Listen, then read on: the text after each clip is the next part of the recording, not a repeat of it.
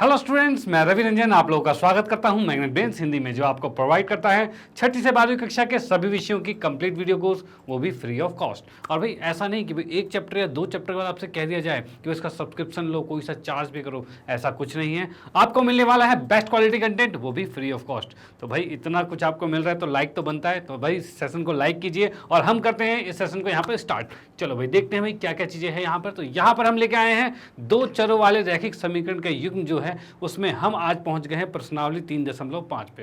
यानी इससे पहले के हमने 3.4 के जो प्रश्नावली है वहां तक के सारे क्वेश्चंस और उदाहरण जो थे सबको हमने कंप्लीट कर दिया है, और साथ ही साथ इसके जो भी कंसेप्ट हमने पढ़े थे वो भी हमने कंप्लीट कर लिए। तो भाई क्या क्या चीज़ हम पढ़ चुके हैं पहले इस बात पर चर्चा कर लेते हैं, ठीक है। तो हमने अभी तक इसमें पढ़ा है कि भाई दो चरों वाले जो रैखिक समीकरण थे उसके हल निकालने के बारे में पढ़ा है। और वो भी हल कैसे, तो सबसे पहले हमने पढ़ा था भाई आलेख विधि, ग्राफिकल मेथड पढ़ा था, और उसके बाद हमने पढ़ा था भाई प्रतिस्थापन विधि, और फिर हमने पढ़ा क्या, विलोपन विधि। ये तीन विधियां हम पढ़ चुके हैं, ठीक है। और आज हम लेके आए हैं आपके लिए एक नया क्या, वज्र गुणन विधि। अब इस वज्र गुणन विधि के आधार पर हम उदाहरण और प्रश्नावली 3.5 इसको करेंगे कंप्लीट, ठीक है। और देखेंगे भाई ये वज्र गुणन विधि होता कैसा है। बच्चे तो कहते हैं भाई, सुनने में आता है भाई ऐसा होता है कि ये विधि को सबसे हार्ड विधि माना जाता है, ठीक है, सबसे मुश्किल है, समझ में नहीं आता है, ऐसा है वैसा है, ब्ला ब्ला ब्ला, बहुत सारी चीज़ें बातें होती रहती हैं, ठीक है। लेकिन ऐसा कुछ नहीं है। ये विधि जो है, जो आपके टफ क्वेश्चन होते हैं ना, जो सबसे हार्ड वाले क्वेश्चन होते हैं, ठीक है, उनको ये कर देता है बिल्कुल ईजी। ये मेथड अगर आपको आ गया तो आप हार्ड से हार्ड क्वेश्चन बिल्कुल इसी तरीके से कर सकते हो। आपको मैं बताऊं, जो आपके जो बीजगणितीय विधि 3 प्रकार के जो आपने पढ़े हैं, पहला पढ़ा है आपने प्रतिस्थापन विधि। इसका यूज़ तब होता है जब बहुत आसान क्वेश्चन होते हैं, ठीक है, थोड़े से डिफिकल्ट में आते हैं, थोड़े से डिफिकल्टीज में आते हैं, तो उस कंडीशन में आपका आता है विलोपन विधि। जो ज़्यादा डिफिकल्ट वाले क्वेश्चन होते हैं उसके लिए हम वज्र गुणन विधि की बात करते हैं। अब इस वज्र गुणन विधि को हम कर रहे हैं भाई स्टार्ट। तो यहाँ पर हम देखते हैं भाई ये क्या होता है, ठीक है। तो भाई वज्र गुणन विधि के में हम सबसे पहले जानेंगे इस विधि में फॉर्मूला क्या होता है, ठीक है। इस विधि का फॉर्मूला क्या होता है, इस फॉर्मूले को बनाया कैसे जाता है। तो सबसे पहले मैं देखता हूं यहाँ पर दो समीकरण लिख देता हूं। तो समीकरण की बात करें, क्योंकि ये हमें पता है इससे भी क्या निकलना है, इस विधि से भी निकलना है हल, ठीक है, इस विधि से भी हल निकलेगा। ओके, तो यहाँ हम देख रहे हैं क्या चीज़, दो समीकरण लिखते हैं, a1x b1y प्लस c1 बराबर में 0, ठीक है भाई। और अगला है a2x प्लस में b2y प्लस में c2 बराबर में 0। ये चीज़ हो गई। यानी देखो क्या चीज़ है हमारे पास दो समीकरण आ गए हैं और हमें निकालना है इसका हल। बाकी दो मेथड पढ़ चुके हैं, आज हम कुछ नया पढ़ रहे हैं। ओके, तो भाई देखते हैं कैसे होगा। तो भाई इसका तो एक फार्मूला होता है, उस फार्मूले को कहा जाए रट लो, फिर आंसर हो जाएगा। लेकिन रटने वाली चीज़ तो भाई भूल जाते हैं, जो रटने वाली चीज़ें होती है वो भूल जाते हैं। भाई कुछ चीज़ ऐसा हो जाए जो समझ में आ जाए, मतलब हम इसको डायरेक्ट इक्वेशन को, जो हमारे पास समीकरण है, उसको लिंक कर पाएँ और हम सीधे सीधे फार्मूला बना ले हर बार, ठीक है। मतलब देख के सीधे फार्मूले पे उतार दें तो भाई मज़ा ही आ जाए। तो ये भी तरीका है, आइए देखिए कैसे होगा। तो यहाँ पर देखते हैं, देखो सबसे पहले हम क्या करते हैं, तो जैसे कि x वाला है तो हम लिखेंगे x बटे में, इस x को यहाँ पर छुपाना है हमें, इस x को हमें यहाँ पर छुपा देना है। और छुपाते क्या बचा, ये बच गया। अब इसमें इसके अचर संख्या को गुना करना है, वो भी कैसे, तो हमने क्या किया, c2 को b1 से गुना करना है, याद रखना, c2 को b1 से और माइनस में b2 को c1 से। क्या ये कर सकते हो, क्या इतना हो सकता है, हो जाएगा। चलो भाई ठीक है, मतलब हमने क्या किया, x को रखा और x के मान को, जो x को पूरा छुपा दिया, और यहाँ जो संख्या बची थी उसमें c2 b1 और b2 c1 ये लिख दिया, डन। उसके बाद आगे क्या लिखेंगे, हम लिखेंगे एक के साथ नीचे, एक क्या है, एक अचर संख्या है। जैसे हमने x था तो x वाले को छुपाया, एक क्या है, एक अचर संख्या, कांस्टेंट नंबर है, ठीक है। तो उसकी कंडीशन में कांस्टेंट को छुपाएंगे, ये छुपा दिया हमने। इसको छुपाएंगे तो बचा क्या, ये बचा हमारे पास, ये बचा। अब इसमें भी वही करते हैं भाई, b2a1 जैसे पिछली बार क्या था वही यहाँ पे। अब तो ये 4 बचे हैं ना, ठीक है। अब ये 4 बच्चे, देखो ये वाले 4 बच गए हैं, ठीक है। अब इसमें हम देखेंगे तो हम देख पा रहे हैं b2 को a1 से गुना किया, ठीक है भाई, कर दिया, माइनस में a2 को b1 से कर दिया, a2 को b1 से कर दिया, ठीक है। तो ये चीज़ें हो गई हमारे पास, हो गई, कोई दिक्कत तो नहीं। चलो भाई ठीक है भाई, कांस्टेंट नंबर अचर संख्या के हिसाब से हमने ये लिख दिया, इतनी चीज़ें हो सकती है। चलो भाई, अब देखो नेक्स्ट है हमारे पास y को भी देख लेते हैं, y कैसे होगा। तो y की बात करें तो अब y को छुपा लेते हैं, y को छुपाएंगे। अब क्या करेंगे, इसमें उल्टा गुना होता है, मतलब a2 को c1 से गुना करेंगे, तो यहाँ आ जाएगा a2 C1 माइनस में C2A1 आएगा, C2A1, यानी हमारे पास ये तीनों चीज़ें बराबर होती है और इसी के हिसाब से सारे आंसर निकलेंगे x और y के। मतलब हम जिसके हल निकालेंगे इसी अनुसार से निकालेंगे। बुक में ही फार्मूला आपने देखा होगा तो इस तरीके का फार्मूला ही होगा उसके अंदर, ठीक है। y को उठा के बीच में इसको स्ट्रेट लिखा हुआ होगा, हमने तीनों को थोड़ा सा अलग कर दिया है, कोई दिक्कत नहीं, आगे पीछे हम लिख सकते हैं, ठीक है। तो ये फार्मूला बुक में लिखा हुआ है, लेकिन एग्जैक्ट इससे नहीं निकलेगा क्वेश्चन। हमें क्या करना पड़ेगा, इसको अलग करना पड़ेगा और इसको अलग से लिखना पड़ेगा। तो मैं इसको अलग से लिख देता हूँ नीचे।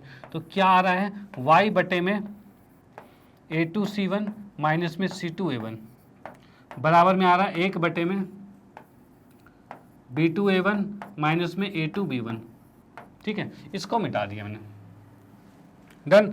मतलब y वाली कंडीशन को हमने अचर संख्या वाले के सामने रखा, x वाले को इसके सामने लिखा। अब देखो क्या होगा, यहाँ से x का मान आराम से निकल जाएगा। सारी अचर संख्या है उसको एक तरफ कर देंगे, x का मान निकल जाएगा। सारी अचर संख्या उसको एक तरफ कर देंगे, y का मान निकल जाएगा। डन, आराम से निकल जाएगा। तो भाई ये चीज़ थी बड़ी ईजी सी, अगर समझो तो, ठीक है ना। समझो तो बड़ी इजी सी है कि भाई x का, जी देखो फॉर्मूला, जैसे कि ऐसा फॉर्मूला आपके पास बुक में दिया होता है, इसको याद कर लो। तो याद करना थोड़ा सा मुश्किल हो जाता है, ठीक है, याद करना मुश्किल हो जाता है। लेकिन अगर मैं कहूँ इसको देख के सीधे करो तो चीज़ें आसान है, बिल्कुल आसान है। भाई x को हमने यहाँ रखा, x गायब किया और इससे हमने नीचे लिख दिया। अचर संख्या थी, इसको रखा, इससे हमने नीचे लिख दिया। ऐसे लिख रहे हैं बस, वैसे y में था वैसे ये चीज़ है। ओके, अब इस पे हम क्वेश्चन करते हैं। जितने क्वेश्चन इस पे करेंगे उसके अनुसार इस फॉर्मूले की प्रैक्टिस कर पाएंगे। और एक बार प्रैक्टिस हो गई हमारी, फिर तो चीज़ें आसान हो जाएगी, ठीक है। फिर चीज़ें बिल्कुल इजी तरीके से होने लग जाएगी। चलो भाई देखते हैं कैसे कैसे इजी तरीके से होगा। अगला क्वेश्चन करते हैं। ओके, तो नेक्स्ट क्वेश्चन की बात करते हैं। तो यहाँ हमारे हैं उदाहरण नंबर 14 पे, ठीक है। उदाहरण नंबर 14 है, इस क्वेश्चन में देखते हैं भाई क्या है। तो यहाँ पर एक पूरी स्टेटमेंट दे रखी है और हमें स्टेटमेंट से पहले क्या करना है, पहले इससे हमें दो चरों वाला समीकरण बनाने हैं। दो समीकरण बनेंगे तब जाके उस पर मेथड लगाएंगे। तो पहले हम भाई समीकरण बना लेते हैं, भाई क्या कह रहा है क्या नहीं कह रहा। अब इसके जो कहना है, कहने पर हम बनाएंगे समीकरण। अब क्या कह रहा है यहाँ देख लो, इसमें कह रहा है भाई बेंगलोर के एक बस स्टैंड से यदि हम 2 टिकट मलेश्वरम की तथा 3 टिकट यशवंतपुर के खरीदते हैं। मतलब ये क्या कर रहा है भाई, बेंगलोर से ये जा रहा है कहाँ पर, मलेश्वर और यशवंतपुर जा रहा है, ठीक है। मलेश्वरम के लिए इसने 2 टिकटें और 3 टिकटें लिए यशवंतपुरम की, ठीक है। चलो भाई ठीक है, और उसकी कुल लागत है 46 रुपये। तो पहले हम क्या मान लेते हैं, पहले हम आते हैं मानने पे। माना, ये हल है हमारा। इसमें माना क्या चीज़, तो हमने माना है मलेश्वर जो है, मलेश्वरम की जो टिकट है उसको मान लिया है ₹X, भाई X रुपये का टिकट मान लिया, ठीक है, मलेश्वरम का। उसके बाद है यशवंतपुर,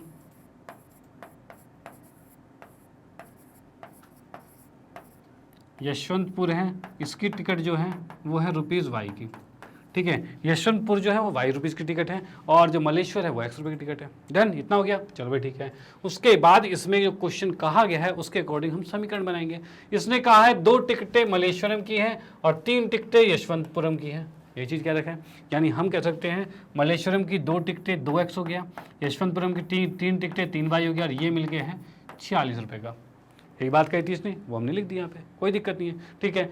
नेक्स्ट है, परंतु यदि हम 3 टिकटें क्या कर रहे हैं, मलेश्वरम के और 5 टिकटें यशवंतपुर के खरीदे, यानी क्या कहा है, 3 टिकटें मलेश्वरम के और 5 टिकटें यशवंतपुरम के खरीदे, तो ये आ रहा है कितना, 74 रुपये का आ रहा है।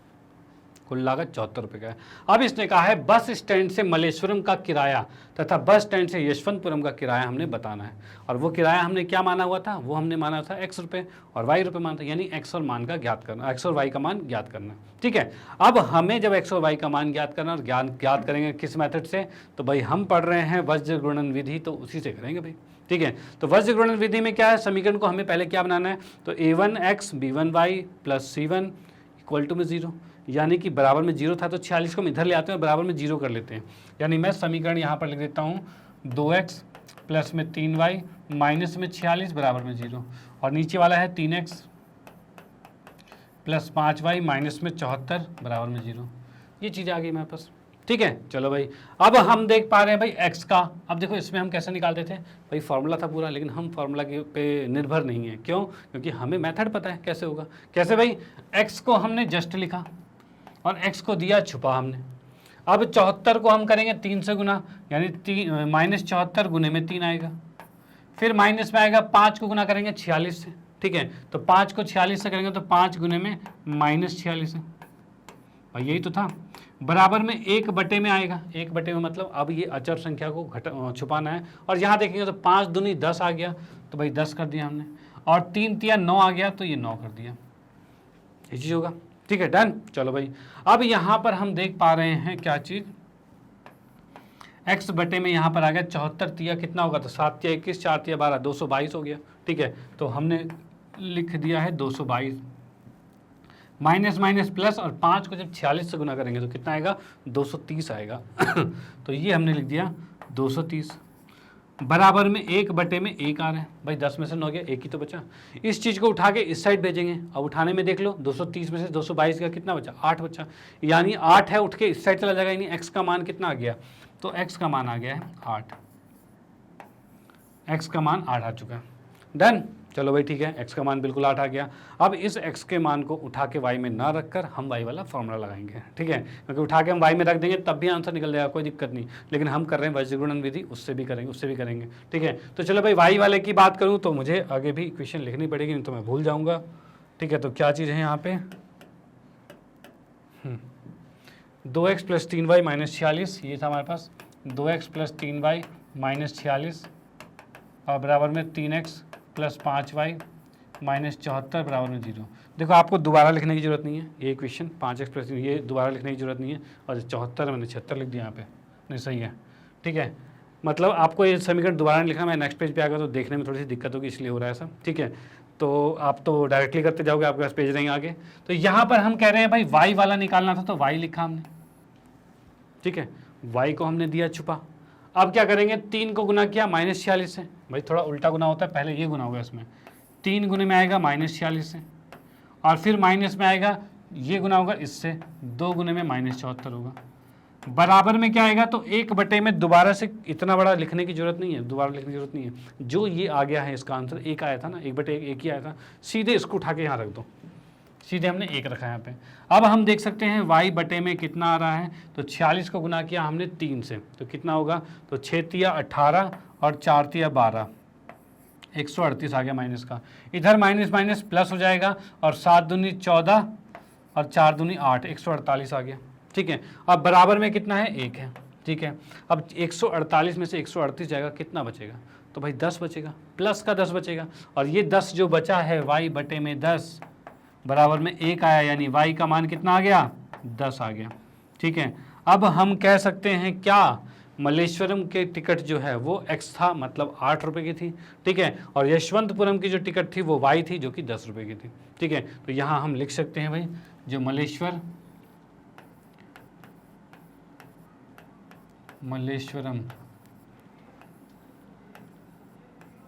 की टिकट जो है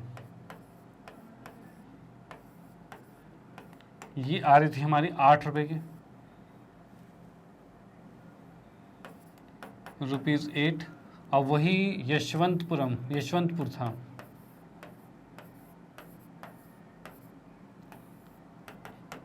ये है ₹10 की, ठीक है। ये 2 किराया आ गया और ये आंसर आ गया, ओके। तो यहाँ हमने देख लिया भाई ये किस तरीके से लिखा जाता है, ये किस तरीके से लिखा जाता है, और ये से सॉल्व होगा, ओके। चलो भाई ठीक है, इसको नोट कर लो आप, इसका स्क्रीनशॉट ले लो और इसका स्क्रीनशॉट ले लो, फिर हम आते हैं नेक्स्ट क्वेश्चन पे, ठीक है।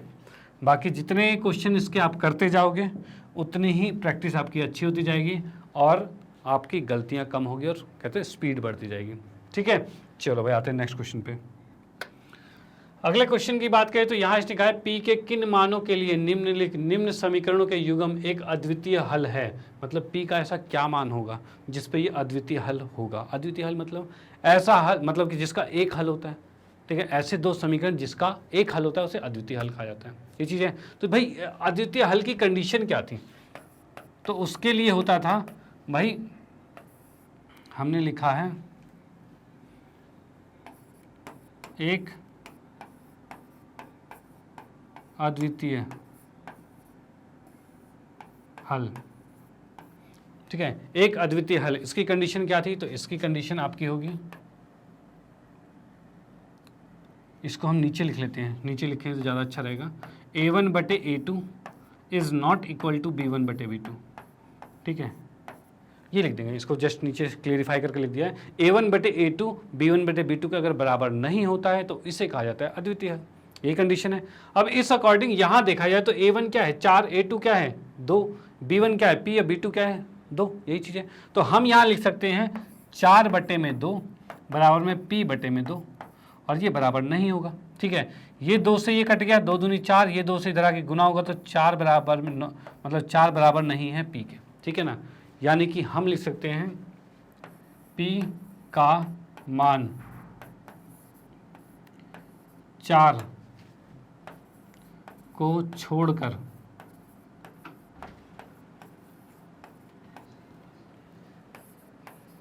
सभी पर,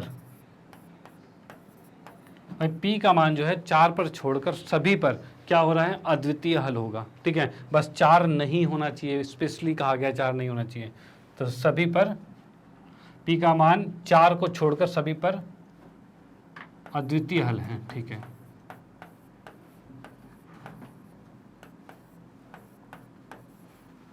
हल होगा, ठीक है भाई, ये डन हो गया हमारे पास, ठीक है। तो यहाँ पर हमने इसको देख लिया बिल्कुल कि भाई P का मान 4 को छोड़कर सब पे अद्वितीय हल होगा, ओके। तो यहाँ पर जो हमने ये क्लेरिफाई किया था, आगे आपको समझ में क्लियर है।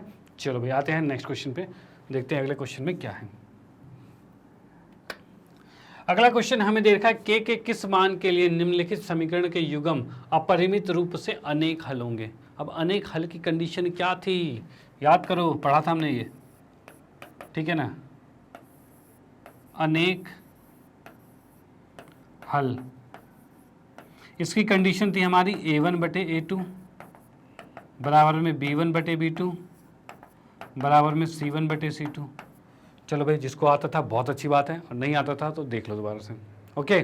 चलो भाई, अब यहाँ पर क्या है, इसमें लिखेंगे भाई A1 कितना है K है, तो हम लिख सकते हैं K/A2 कितना है 12, यही होता है। इधर कितना है 3 है, और बटे में कितना है K है, बराबर में कितना है माइनस में K-3 है, बटे में कितना है -K है। ये चीज़ें आ गई हमारे पास 4, तीनों को हमने बराबर लिख दिया, ओके। अब यहाँ से हम निकालेंगे K का मान, K का मान कितना होगा।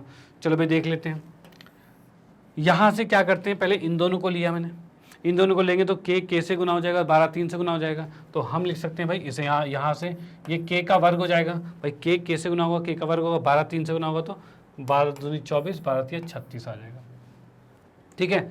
यहाँ से अगर मैं वर्ग हटाता हूँ तो इधर रूट लगेगा, यानी ये +-6 हो जाएगा। भाई K का मान प्लस का भी 6 हो सकता है, माइनस का भी 6 हो सकता है, 2 आंसर आएंगे इसके, ठीक है। चलो भाई, ये तो इस कंडीशन से आया, इस कंडीशन से देखते कितना आएगा, क्योंकि ये भी तो बराबर किया जा सकता है। तो अगर मैं लिखता हूँ जब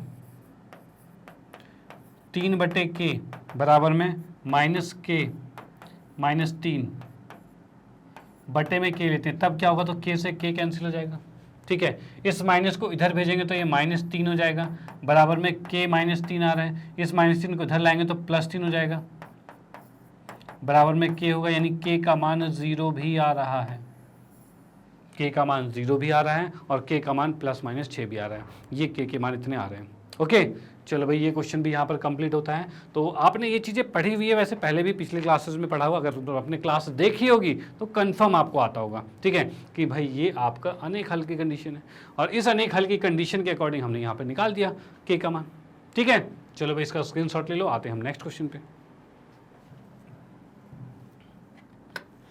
ओके, तो अब हम स्टार्ट करते हैं प्रश्नावली 3.5 प्रश्नावली को स्टार्ट कर रहे हैं। चलो भाई देखते हैं भाई क्या क्या चीज़ें हैं। तो इसमें क्या रखा है, निम्नलिखित रैखिक समीकरण के युग्म में से किसका एक अद्वितीय हल है।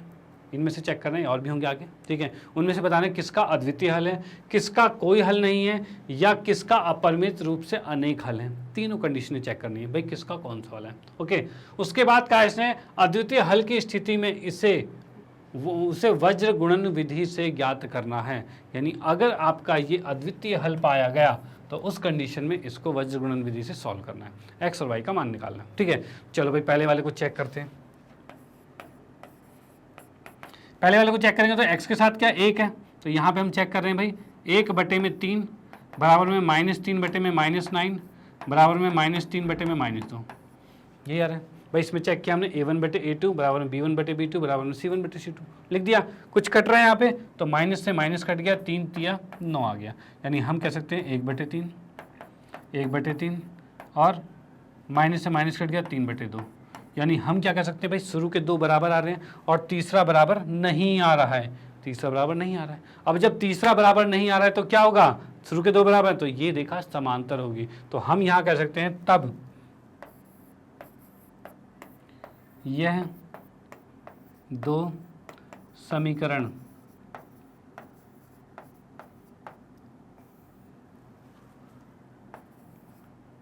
समांतर हैं।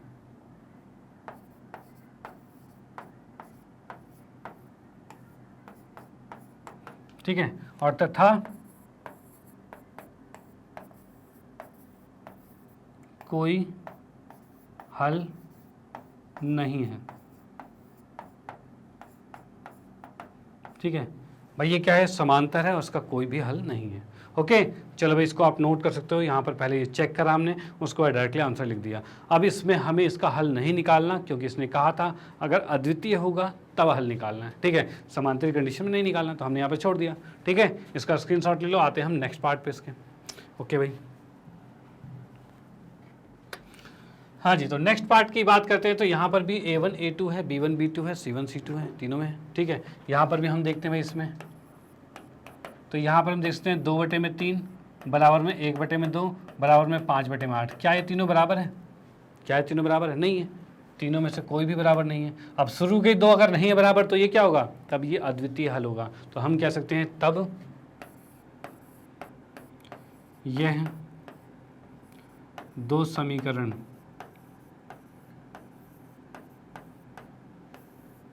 के अद्वितीय हल है।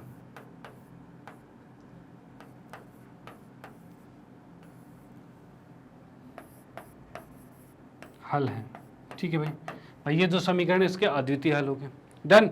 चलो भाई ठीक है, अब अद्वितीय हल है, इसका मतलब इसको हमें सॉल्व करना है, और करना है तो कर लेते हैं भाई, क्या दिक्कत है।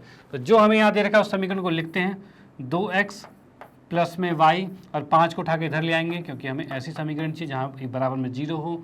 यहाँ पर भी आ गया 3x प्लस में 2y माइनस में 8 बराबर में 0 आ गया, ये चीज़ आ गई। डन। चलो भाई ठीक है, अब यहाँ से हम करेंगे भाई वही कहानी, x लिखा और बटे में x को किया गायब हमने, -8 को 1 से गुना किया इसके साथ वाला, यानी -8 को 1 से गुना करेंगे, -8 गुने में 1 आएगा, फिर माइनस में 2 गुने में 5 आएगा, 2 गुने में -5 आ गया, बराबर में 1 बटे में आएगा। तो इस वाले अचर संख्या को घटाएंगे, इधर वाले को घटा लेंगे। अब 2 दूनी 4 आ रहा है। ठीक है भाई, 4 आ गया। 3 एकम 3 आ रहा है, इसको भी लिख दिया, ये चीज़ आ गई। ठीक है, चलो भाई यहाँ पे आ गया। अब यहाँ से क्या आ रहा है, यहाँ -8 आ रहा है, 5 दूनी 10 आ रहा है, प्लस का 10 आ रहा है, यानी हम कह सकते हैं x बटे में -8 प्लस में 10 है, और बराबर में आ रहा है कितना, 1 बटे में 1 आ रहा है। ठीक है, तो यहाँ हमने 1 ही लिख दिया। यहाँ पर आ रहा है कितना, x बटे में 2 बराबर में 1 है, तो x का मान ये 2 उधर चला जाएगा, तो हमारा कितना आ जाएगा, x बराबर में 2 आ गया। ये पहला ज्ञात हो गया, x ज्ञात हो गया। y की बात करते हैं तो y भी लिखा हमने यहाँ पे, बटे में क्या आएगा भाई, y को हमने गायब किया। ओके, और y को इधर से गुना करते हैं, 3 गुने में -5 ये आ गया, माइनस में 8, 2 गुने में -8 यही होगा, तो ये लिख दिया।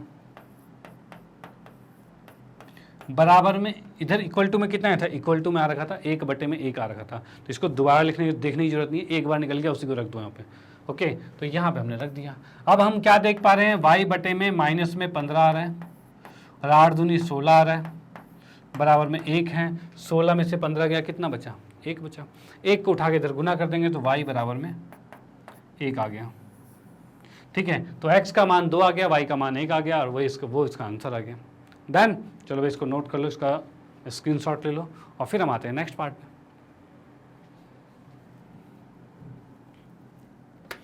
हाँ जी, तो नेक्स्ट क्वेश्चन की बात करें तो इसमें भी चेक कर लेते हैं क्या है भैया। ठीक है, कौन सा हल है। तो हल की बात करें तो यहाँ पे हमें दिख रहा है 3 बटे में 6 बराबर में -5 बटे में -10 बराबर में 20 बटे में 40 है। ठीक है, 3 दूनी 6 आ गया, ये माइनस से माइनस कट गया, 5 दूनी 10 आ गया, 20 दूनी 40 आ गया, यानी हम कह सकते हैं 1/2 बराबर में 1/2 बराबर में 1/2। अब बता दो भाई ये, चलो भाई बता दो कौन सा वाला आ गया, ये कौन सा वाला आ गया है भाई, तीनों चीज़ें बराबर आ गई, इसे क्या कहते हैं? तो ये होता है बिल्कुल सही। अगर जिसने बताया संपाती तो बिल्कुल सही। तो ये रेखा क्या है? संपाती मतलब एक ही रेखा पर दूसरी रेखा है और इसके अनेक हल आ रहे हैं, ठीक है। तो यह रेखा क्या होगी? संपाती होगी। यह दो समीकरण के अनेक हल होंगे, ठीक है भाई। यही तो पूछा था, क्या क्या चीज़ें पूछी थी स्टार्टिंग वाले क्वेश्चन में, देख लेते हैं क्या था भाई। अनेक हल है, अपरिमित रूप से अनेक हल है, तो भाई अनेक हल वाली कंडीशन ही आ गई है, ठीक है। और एक था अद्वितीय हल और एक था कि कोई हल नहीं, तो हमारा ये अनेक हल आ गया। हमें तो सॉल्व किस पे करना था? हमें सॉल्व करना था भाई जब क्वेश्चन में अद्वितीय हल हो। तो क्या ये अद्वितीय है? नहीं, अनेक हल है। तो इसको यहीं तक छोड़ना है, आप इसका स्क्रीनशॉट ले सकते हो। आते हैं फिर नेक्स्ट क्वेश्चन पे, ठीक है। चलो भाई ओके, तो नेक्स्ट क्वेश्चन की बात करते हैं। तो यहाँ चेक करेंगे भाई हल किस तरह के हैं इसके, ठीक है। तो सबसे पहले हल में चेक करने के लिए क्या करना होता है? वही चीज़ a1/a2 और b1/b2 और c1/c2, ये चीज़ चेक करना है। तो ठीक है भाई, x के साथ हमने क्या देखा है? तो 1 है, तो 1/3 आएगा, बराबर में -3/-3 आएगा, बराबर में -7/-15 आएगा, ये चीज़ आएगा, ठीक है। जो कट रहा है उसे काट देते हैं, देखते हैं क्या बराबर है। तो माइनस से माइनस कटा, 3 एकम 3, 3 एकम 3, माइनस से माइनस कट गया और ये आ गया, बच गया। क्या आंसर दिख रहा है? 1/3 बराबर 1 बराबर 7/15। क्या ये बराबर है? क्या ये तीनों बराबर है? नहीं है बराबर। तब इस कंडीशन में इसको हमने लिख दिया नहीं है बराबर। अब यह क्या शो कर रहा है, क्या दर्शा रहा है? यह एक अद्वितीय हल है, ठीक है। चलो भाई लिख देता हूं मैं, तब यह अद्वितीय हल है।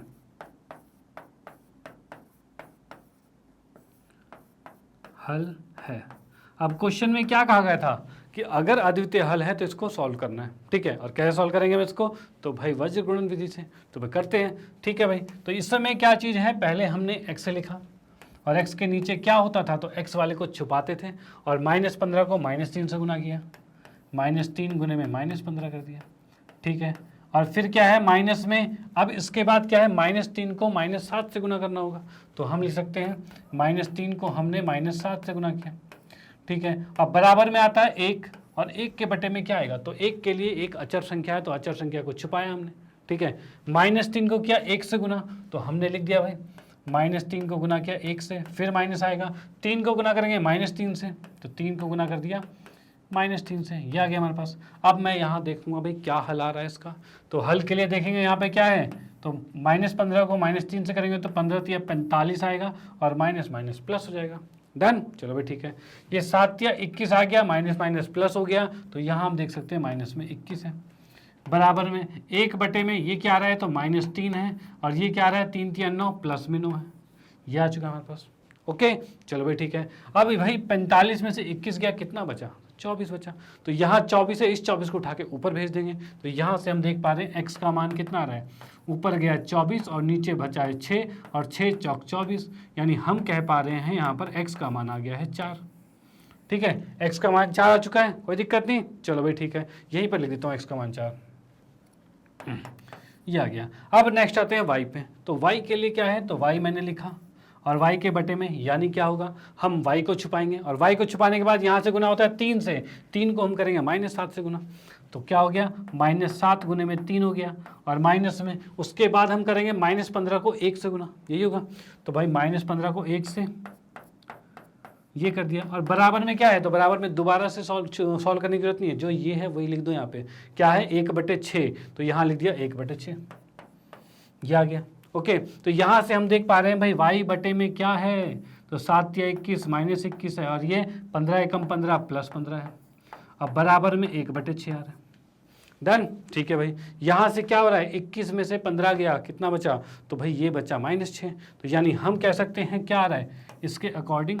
y बराबर में -6 बटे में 6 आ रहा है। भाई जो नीचे -6 ऊपर जाके, जो नीचे -6 ऊपर जाके -6 ही रहेगा। ठीक है, अब यहाँ से हम देख सकते हैं 6 से 6 कट गया और y का मान क्या आ गया? -1 आ गया। और यहाँ से भाई x का मान क्या आया था? 4 आया था, यानी मैं इसको लिख सकता हूँ x का मान 4 आ गया था।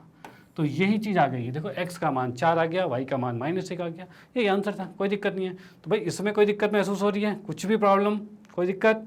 चलो भाई ठीक है, सब कुछ सही चल रहा है यहाँ पे। तो यहाँ पे आप इसका स्क्रीनशॉट ले सकते हैं और फिर हम चलते हैं इसके नेक्स्ट क्वेश्चन पे। ओके, चलो भाई ठीक है। हाँ जी, तो अगले क्वेश्चन तो सेकंड क्वेश्चन पे आ गए हैं। ठीक है, पहला क्वेश्चन खत्म हो चुका है, अब आते हैं सेकंड क्वेश्चन पे। तो दूसरे क्वेश्चन में क्या कह रहा है कि कह रखा है कि ए और बी के किन मानों के लिए निम्नलिखित समीकरण के युग्म के अपरिमित रूप से अनेक हल होंगे। मतलब इसमें पहले ही दे दिया है, क्या दे दिया है कि ये जो है वो अपरिमित रूप से अनेक हल हैं, यानी कि कंडीशन ये है कि इसमें हल मैं लिखूंगा, अरे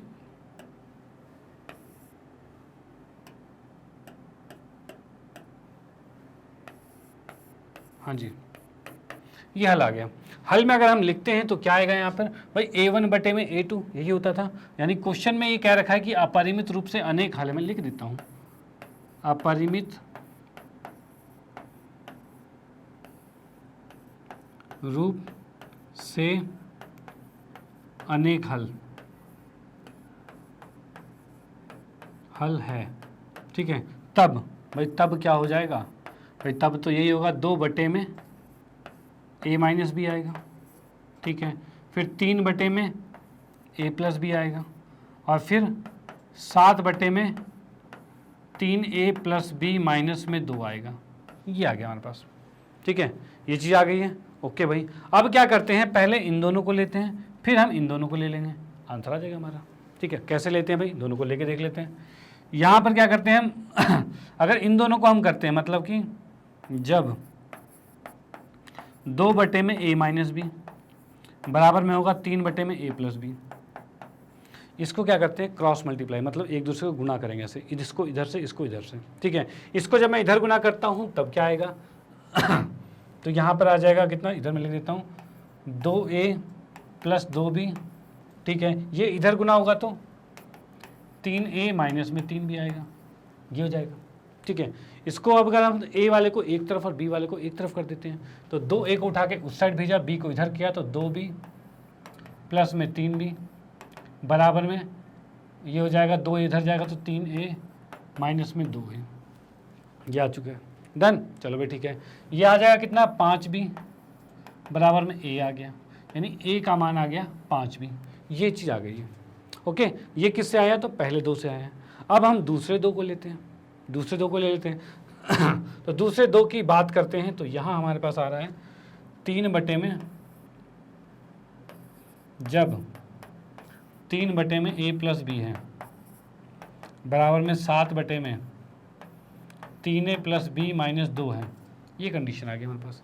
अब इसको गुना करेंगे तो इसको उठा के इससे गुना करेंगे तो 3 3 9 हो जाएगा, इसको 9a आ जाएगा, 3 को b से करेंगे तो 3b आ जाएगा और 3 को 2 से करेंगे तो 3 दूनी 6 आ जाएगा, 7 को इससे गुना करेंगे तो 7a आएगा और 7b आएगा, ये आ गया। ठीक है, चलो भाई, अब a वाले को एक तरफ b वाले को एक तरफ कर देते हैं, तो 7a को उठा के मैं इधर लाऊंगा तो क्या हो जाएगा 9a माइनस में 7a आएगा, 7b इधर भी है, इस 3b को उठा के उधर ले आएंगे तो माइनस 3b आएगा, 6 को उधर ले आएंगे तो प्लस b आएगा, ये चीज़ आ जाएगा। प्लस b क्यों आएगा, 6 है तो 6 ही आएगा।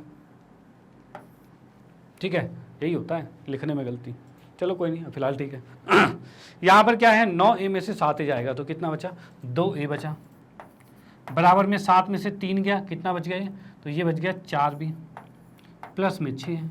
अब इसमें हम कह सकते हैं a का मान कितना है 5 भी है, उसको मैं यहाँ पर रख दूंगा। ठीक है a का मान समीकरण 1 में रखने पर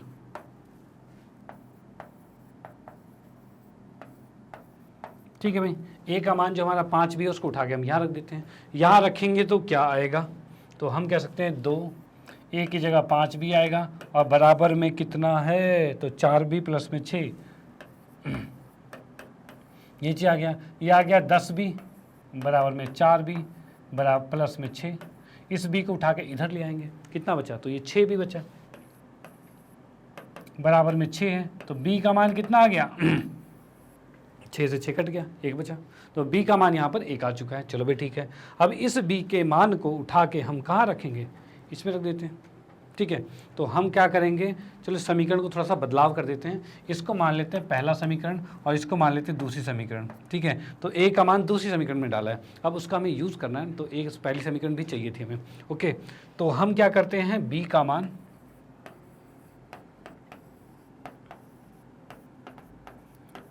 समीकरण 1 में रखने पर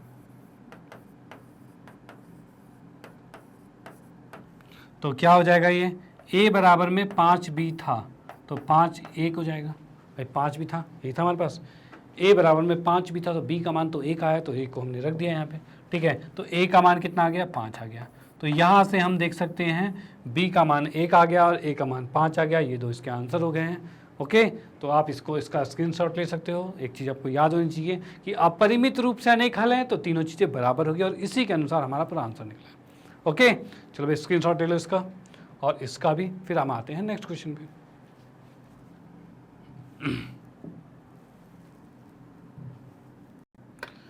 ओके, तो नेक्स्ट क्वेश्चन की बात करते हैं। तो यहाँ लिखा है के किस मान के लिए निम्नलिखित समीकरण के युग्म का कोई हल नहीं है, कोई हल नहीं चाहिए। नहीं का मतलब क्या हो गया, नहीं का मतलब ये हो गया हमारे पास कि भाई इसमें लिख देता हूँ मैं पहले, कोई हल नहीं है। तब क्या होगा, तब भाई ये होगा कि a1/a2 और b1/b2 बराबर होगा और c1/c2 नहीं होगा बराबर। तो हम यहाँ कह सकते हैं भाई क्या होगा, 3/2k-1 बराबर होगा 1/, भाई y के साथ क्या है, 1 ही तो है, तो 1/, में आ जाएगा k-1 और बराबर में आएगा 1/, ये बराबर में नहीं होगा, 2k+1 आएगा, ये आएगा आपका। ठीक है, चलो भाई अब हमें क्या करना है, यहाँ पर k का मान निकालना है। तो k का मान क्या होगा, तो इसमें पहले इन दोनों से देखते हैं, मतलब जब 3/2k-1 बराबर है 1/k-1 के। ठीक है, इसको भी मल्टीप्लाई हमने किया, क्रॉस मल्टीप्लाई, इसको ऊपर इसको ऊपर ऐसे करेंगे। तो इसको जब मैंने 3 से गुना किया तो 3k आ गया और 3 को 1 से किया तो -3 आ गया। इसको इधर गुना किया तो 2k-1 आ गया। ठीक है, अब k वाले को अलग और बिना k वाले को अलग कर देंगे। ठीक है, तो हम क्या करते हैं, k को उठा के इधर लाएंगे तो सिर्फ k बचेगा, भाई 2k को इधर लाए तो सिर्फ k बचा, -3 इधर चला गया, तो यानी हम कह सकते हैं 3k माइनस में 2k बराबर में -1 प्लस में 3, ये होगा भाई, -3 उधर जाके प्लस का हो जाएगा। इसमें देख सकते हैं भाई k का मान कितना आ गया, 2 आ गया। चलो भाई बहुत बढ़िया, k का मान 2 आ गया। अब इसके बाद क्या है कि ये इसके बराबर नहीं हो सकता, ये लिखा हुआ है, तो हम क्या करेंगे, जब 1/k-1 नहीं है बराबर 1/2k+1 नहीं है बराबर। अब बोलोगे सर ये तो नहीं है बराबर, क्यों निकाल रहे हो, इसका भी लॉजिक है, इसका भी लॉजिक है। देखते हैं भाई क्या लॉजिक है, अभी बताते हैं। इसको जब मैं इधर गुना करता हूँ तो ये आ जाएगा 2 के। देखो जब भी आपके पास नॉट इक्वल टू वाला है, नहीं है बराबर, तब भी ये बिहेव वैसे ही करता है, मतलब नीचे ऊपर जाके गुना होगा, नीचे वाला ऊपर जाके गुना होगा, सब कुछ वैसे चलता है। ठीक है, चाहे बीच में बराबर हो, चाहे नॉट इक्वल टू हो, चाहे छोटे वाला साइन हो, चाहे बड़े वाला साइन हो, सब में वही चलता है। ठीक है, तो यहाँ से इसको उठा के हमने ऊपर भेज दिया, इसको उठा के इधर भेज देंगे k-1, इस k को इधर लाएंगे तो क्या बचेगा, 2k-k बचेगा, और इसको क्या करेंगे, इस 1 को उधर ले आएंगे तो -1 और -1 आ जाएगा। यहाँ से कह सकते हैं k का मान जो है वो -2 नहीं होगा। ठीक है, यानी कि समांतर, मतलब कि कोई हल नहीं होना, मतलब समांतर रेखाएं होती है, अगर इन दोनों को समांतर करना है तो फिर k का मान 2 होना चाहिए और k का मान -2 नहीं होना चाहिए। ठीक है, k का मान -2 नहीं होना चाहिए। और क्या रहा इस कंडीशन में, इसको भी चेक कर लेते हैं इन दोनों को।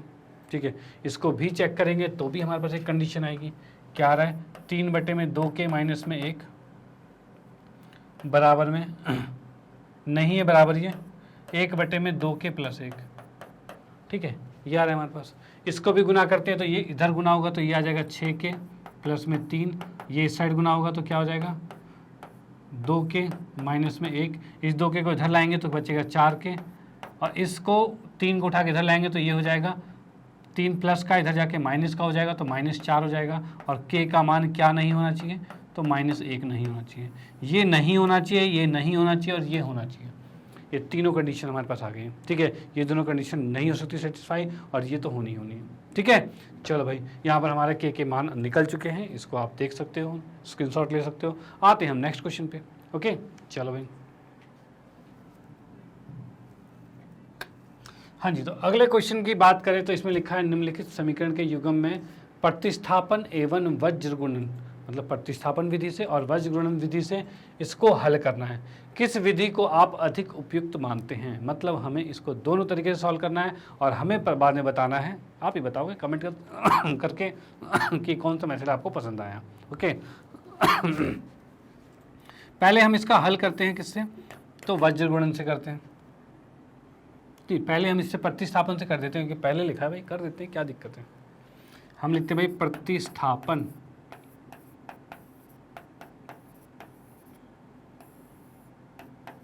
विधि। ठीक है भाई, प्रतिस्थापन विधि में क्या होता था, पहले में से x या y का मान निकाला और दूसरे में रख दिया, ये चीज़ थी। तो यहाँ से हम अगर x का मान निकालते हैं तो ये क्या आ रहा है, 8x प्लस में 5y।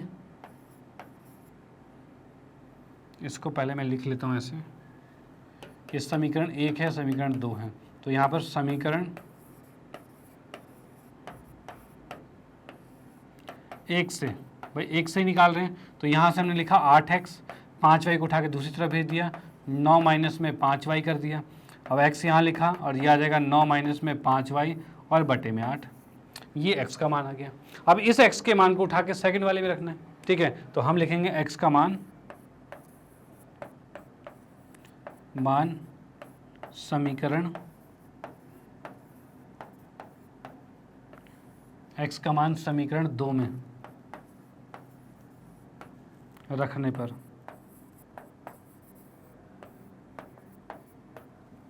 ठीक है, x के मान को समीकरण 2 में रखते हैं। चलो भाई रख लेते हैं।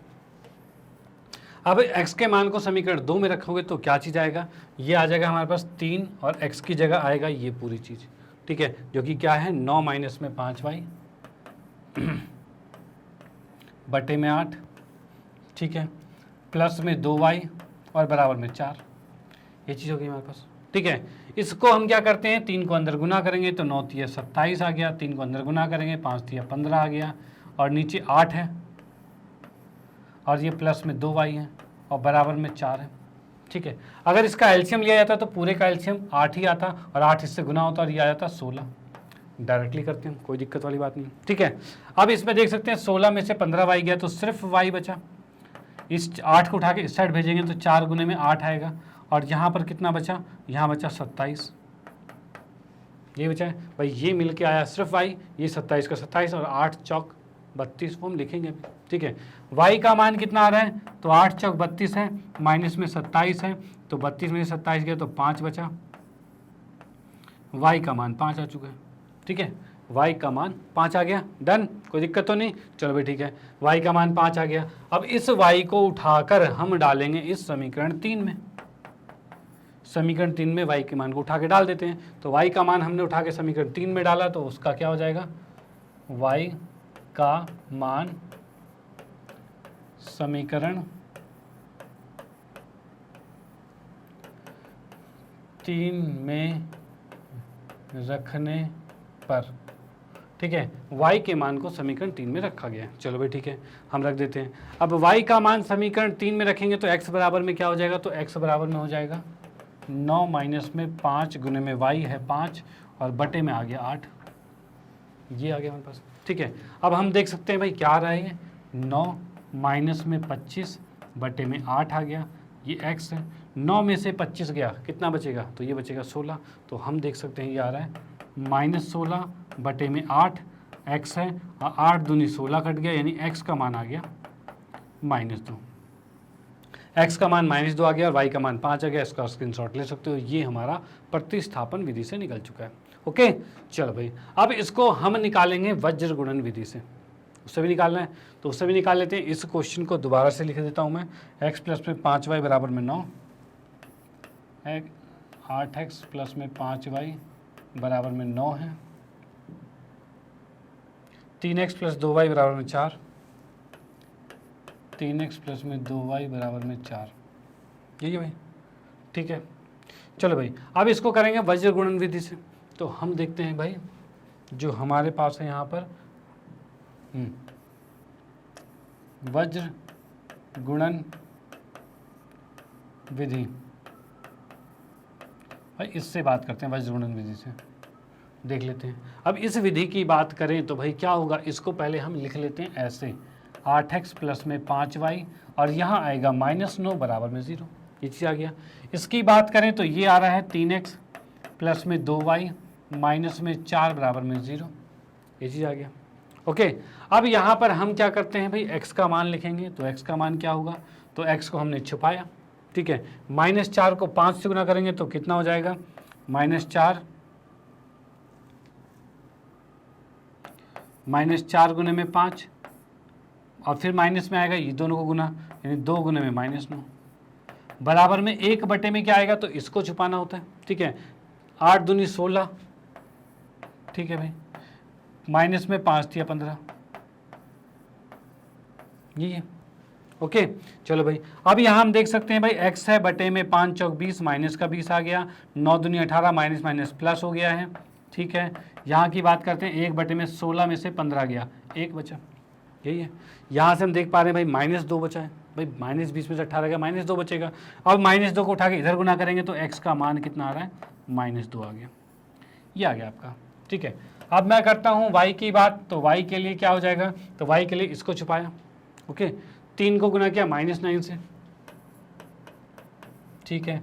माइनस में अब करेंगे किससे, -4 को गुना करेंगे 8 से, तो ये भी कर दिया हमने, -4 को गुना किया 8 से, ये हो गया। और बराबर में क्या आएगा, जो इसके बराबर में था सेम आएगा, 1 आ गया। यहाँ हम देख सकते हैं भाई y बटे में 9 दूनी 18, 9 तिया 27 आ गया और 8 चौक 32 प्लस में आ गया, बराबर में 1 आ रहा है, ठीक है। अब यहाँ से y का मान कितना आ रहा है, तो यहाँ बचा प्लस का 5, तो ये आ गया y का मान 5, ठीक है। अब देखो आंसर की बात करें तो यहाँ पर आपका -2 और 5 आ रहा है और यहाँ पर आपका कितना आ रहा है, -2 और 5, आंसर तो दोनों के सेम है। अब आपको डिसाइड करना है, आपको कमेंट भी करना है कि भाई कौन सा मेथड आपको इजी लगा और किससे हमने जल्दी क्वेश्चन को सॉल्व कर लिया, ठीक है। इससे हमने जल्दी सॉल्व किया है कि हमने इससे जल्दी सॉल्व किया है। अब बोलोगे सर ये ज़्यादा छोटा लग रहा है, ठीक है, लेकिन दिमाग ज़्यादा लगाना है, दिमाग ज़्यादा नहीं लगाना, एक बार आप प्रैक्टिस करो, इसकी प्रैक्टिस करोगे तो चीज़ें अपने आप निकल जाएगी जल्दी से, ठीक है। ये है ही मेथड इसलिए बनाया गया कि इससे जल्दी निकल सकता है, ओके। क्योंकि यहाँ पर क्वेश्चन कैसा है, तो यहाँ पर आपको दिख रहा है इसके गुणांक भी ज़्यादा हैं, इसकी वजह से इसको हमें इस मेथड से निकालना पड़ा, जो कि हम बहुत ईजी तरीके से निकाल दिया हमने वज्र गुणन से, ठीक है, और आसान तरीके से निकल गया, तुरंत निकल गया। ओके, चलो भाई, तो आपको वज्र गुणन से डरना नहीं है, उसको भी ट्राई करना है। तो यहाँ पर इसका स्क्रीनशॉट ले लीजिए और मैं इसको इरेज कर देता हूँ, इसका भी स्क्रीनशॉट लीजिए, इसको भी मैं इरेज कर देता हूँ और आते हैं हम फिर नेक्स्ट क्वेश्चन पे। तो यहाँ पर हम आ गए हैं क्वेश्चन नंबर 4 पे, प्रश्न 4 पे, जो कि आपका मोस्ट इंपॉर्टेंट क्वेश्चन है, वो भी बड़े क्वेश्चनों में से, मतलब 4 नंबर के क्वेश्चन बनते हैं इसमें से और मोस्टली इसमें से आते ही आते हैं क्वेश्चन, ठीक है। चलो भाई, तो सबसे पहला काम इनमें ये होता है कि हमें बनानी है समीकरण, पहला काम ये है समीकरण नहीं बनानी है। समीकरण बन गई तो उसके बाद आप किसी मेथड से भी सॉल्व कर लेते हो, क्योंकि एग्ज़ाम में मोस्टली आपके पास ये आता है कि बस इसको हल कीजिए, उसमें ये लिखा नहीं आता कि भाई इस विधि से हल कीजिए, ऐसा नहीं आता, आपको खुद चुनना पड़ता है कि आप कौन सी विधि से करना चाहते हो। हाँ, एक आध बार आया है, ऐसी बात नहीं, एक आध बार आ भी चुका है कि भाई आपको इस विधि से ही करना है, ठीक है, इसलिए आपको सारी विधि आनी चाहिए। लेकिन मोस्टली टाइम यही आता है कि भाई आप बस इसे हल कर दीजिए, चाहे कोई सी विधि यूज़ कर लीजिए, ठीक है। तो यहाँ की बात करें तो यहाँ पर क्या है, निम्न समस्याओं में रैखिक समीकरण के युग्म बनाइए और उनके हल किसी बीजगणितीय विधि से करना है। बीजगणितीय विधि कौन सा था, ये कुछ नया आ गया क्या? नहीं, बीजगणितीय विधि क्या था, तो यहाँ पर आपको बताऊँ, यही वो इसी के में तो तीनों विधियाँ आती हैं। और तीनों विधियाँ कौन कौन सी थी आपकी? प्रतिस्थापन विधि, विलोपन विधि और साथ साथ में आपका वज्र गुणन विधि, जो हम यहाँ कर रहे हैं।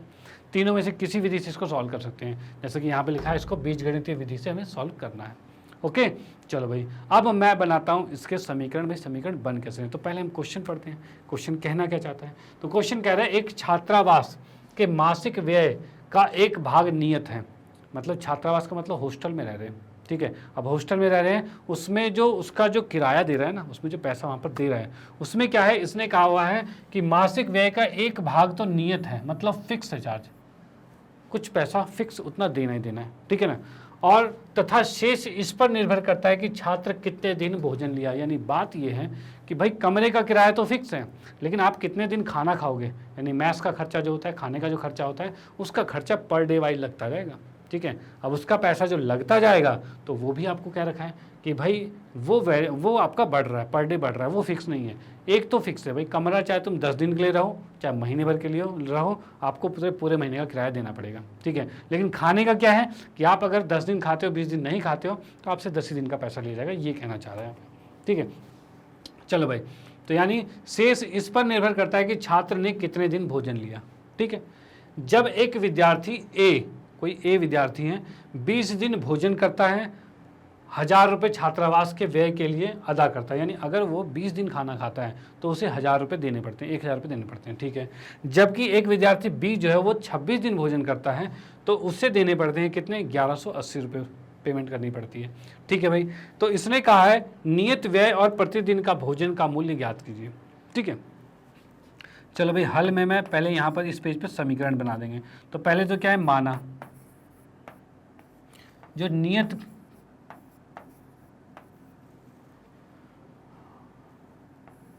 जो व्यय है वो उसको हमने मान लिया क्या, ₹X मान लिया भाई, X रुपये हमने मान लिया नियत व्यय। ठीक है, उसके बाद प्रति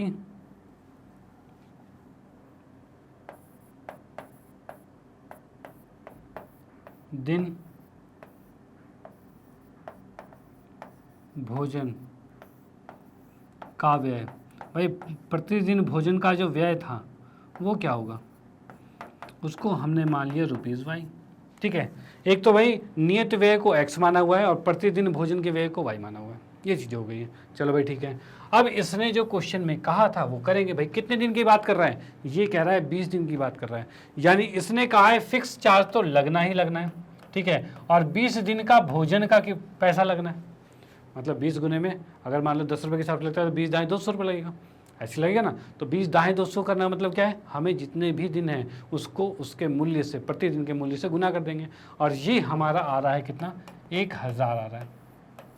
ठीक है, उसके बाद इसने कहा है, क्या कहा है, बी जो है वो 26 दिन भोजन करता है, यानी कि अब ये अदा करेगा क्या, X प्लस में 26Y, और ये कितना हो गया, 1180 रुपये हो गया, ये चीज़ आ चुका है। ठीक है, अब इसके बाद इसको हमें हल करना है, तो हल करने के लिए हम कौन सी विधि लगाएं, तो भाई यहाँ पर तो मुझे सबसे सूटेबल लग रहा है विलोपन विधि। कैसे लग रहा है, तो हम यहाँ देख पा रहे हैं, ये किया, इसमें से ये माइनस, ये माइनस, ये माइनस, पहले समीकरण में से दूसरे समीकरण को माइनस कर दिया, माइनस करते ही ये कट जाएगा और 20 में से 26 गया, -6y, 1000 में से 1080 गया तो 180 आ गया। ठीक है, और यहाँ से हम कह सकते हैं y का मान, और ये माइनस का ही आएगा ना, क्योंकि बड़ा माइनस हुआ है भाई, छोटे में से बड़ा माइनस और माइनस आएगा। ठीक है, अब यहाँ से देख सकते हैं माइनस से माइनस कट गया, 6 से ये कटा तो y बराबर 6 × 18 30 आ गया, यानी कि जो इसमें कहा गया था प्रतिदिन भोजन का व्यय जो है वो 30 रुपये। ठीक है, इस 30 को उठा के किसी भी समीकरण में रखेंगे, मान लो पहले समीकरण में रख दिया, ये पहले समीकरण है, ये दूसरी समीकरण है, तो y का मान समीकरण 1 में रखने पर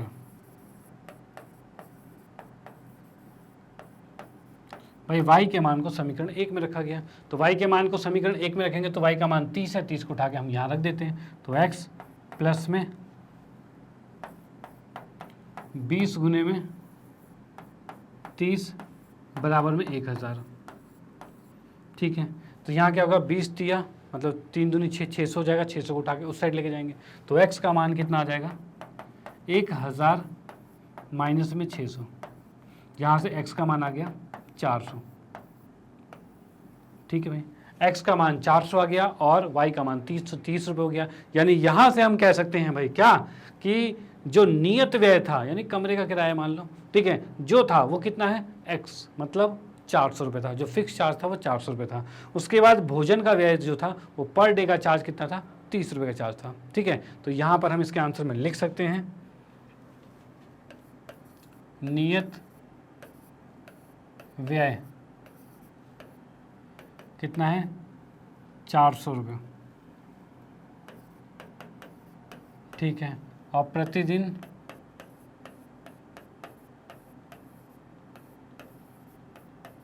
भोजन का व्यय ये दे रखा है ₹30।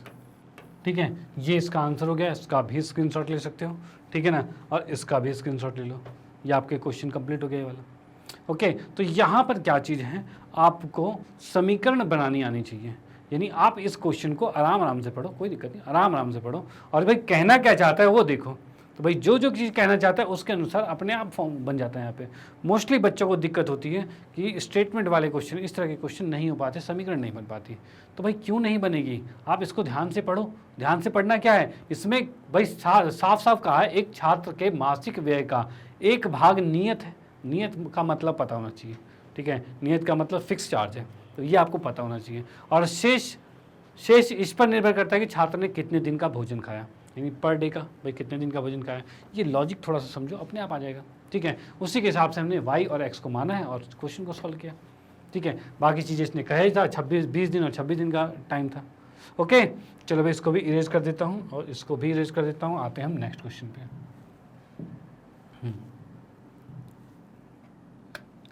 हाँ जी, तो अगले क्वेश्चन की बात करें तो इसमें आ गया 1 भिन्न 1/3 हो जाता है। देखो भिन्न वाले क्वेश्चन हमने किए थे, पिछले प्रश्नावली में भी किए थे।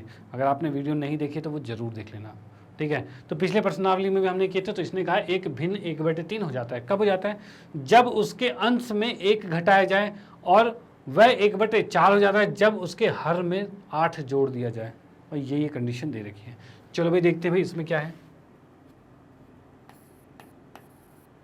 हल में माना जो भिन्न है, भिन्न हमने मान लिया क्या चीज़ है, वो माना है x/y। ठीक है भाई, अब प्रश्न के अनुसार इसने क्या कहा, 1/3 हो जाता है जब अंश में 1 घटाया जाता है। अंश क्या होता है, ऊपर वाले को अंश, नीचे वाले को हर कहते हैं। तो इसने कहा अंश में 1 घटाया गया है, मतलब x/y है, ऊपर वाले में 1 घटा दिया गया और उससे ये बन गया 1/3। जैसा कि क्वेश्चन में कहा है, भिन्न 1/3 हो जाता है कब, जब उसके अंश में 1 घटाया जाता है। बिल्कुल ईजी है। ठीक है, इसको मैं गुना करता हूँ और इससे एक समीकरण बन जाएगी। 3 को इधर गुना किया, 3x माइनस में 3, y को इधर गुना किया तो y आ गया, y को इधर लेके आते हैं, 3x माइनस में y, और -3 को उधर भेजेंगे तो 3 आ जाएगा। ये पहली समीकरण हो गई। ठीक है, चलो भाई डन। उसके बाद इसने कहा है कि 1/4 हो जाता है कब, जब हर में 8 जोड़ा जाए। हर मतलब नीचे वाला, अगर हर में 8 जोड़ दिया जाए तो ये हो जाता है 1/4। ठीक है ना, ये आ गया। इसको भी गुना करेंगे, इधर से इसको गुना किया तो ये कितना आया, 4x आ गया। भाई 4 को इससे गुना किया 4x, इसको उठा के इधर भेजा तो ये आ गया y प्लस में 8 आ गया। कोई दिक्कत नहीं है। ठीक है, अब इसको भी उठा के इधर ले आते हैं तो 4x माइनस वाई बराबर में 8। ये दूसरी समीकरण हो गई। क्या दोनों समीकरण में कुछ बराबर लग रहा है आपको, तो हाँ लग रहा है, -y दोनों में बराबर है। जब -y आपको दोनों में बराबर दिख गया तो डायरेक्ट ही कट रहा है, तो कटना मतलब हम यहाँ पर विलोपन विधि से कर देंगे तो चीज़ें बिल्कुल आसान हो जाएगी। ठीक है, तो हम इसमें क्या कर देते हैं, समीकरण 2 में से 1 को घटा देते हैं। आप 1 में से 2 को घटा सकते हो, कोई दिक्कत वाली बात नहीं है। ठीक है, तो यहाँ लिखा गया तो कितना हो जाएगा, 4x माइनस वाई बराबर में 8 है और 3x माइनस वाई बराबर में 3 है। ये आ गया। इसको जब घटाएंगे तो ये माइनस जाएगा, ये प्लस जाएगा, ये माइनस जाएगा, ऐसे होता है। 4x में से 3x घट जाएगा तो बचा x, minus y plus y cut गया, 8 में से 3 गया, 5 बचा, यानी x का मान 5 आ गया। ठीक है, x का मान जो 5 आ गया तो हम यहाँ पर लिखेंगे अब x का मान समीकरण, x का मान समीकरण किस में रख दें, हम 1 में रख देते हैं। 1 में रखे, y में, b में रखे, किस में रख दें, तो भाई 1 में रख देते हैं, क्या दिक्कत है। 1 में रखने पर जिसमें भी रख दो सब ठीक होगा। ठीक है, 1 में रखो चाहे 2 में रखो। x का मान 5 है, उसको हमने उठा के यहाँ रखा तो ये क्या हो जाएगा, 3 गुने में 5 माइनस में y बराबर में 3 है। इस y को उधर भेजा तो ये y हो जाएगा, ये 5 थी 15 आ गया, और 3 को उधर ले आते हैं 3 आ गया, और y का मान आ गया कितना, 12 आ गया। यहाँ से हम देख सकते हैं x का मान 5 है, y का मान 12 है, और x क्या था हमारा, ऊपर था और y नीचे था। तो तब यहाँ पर भिन्न क्या होगा, तब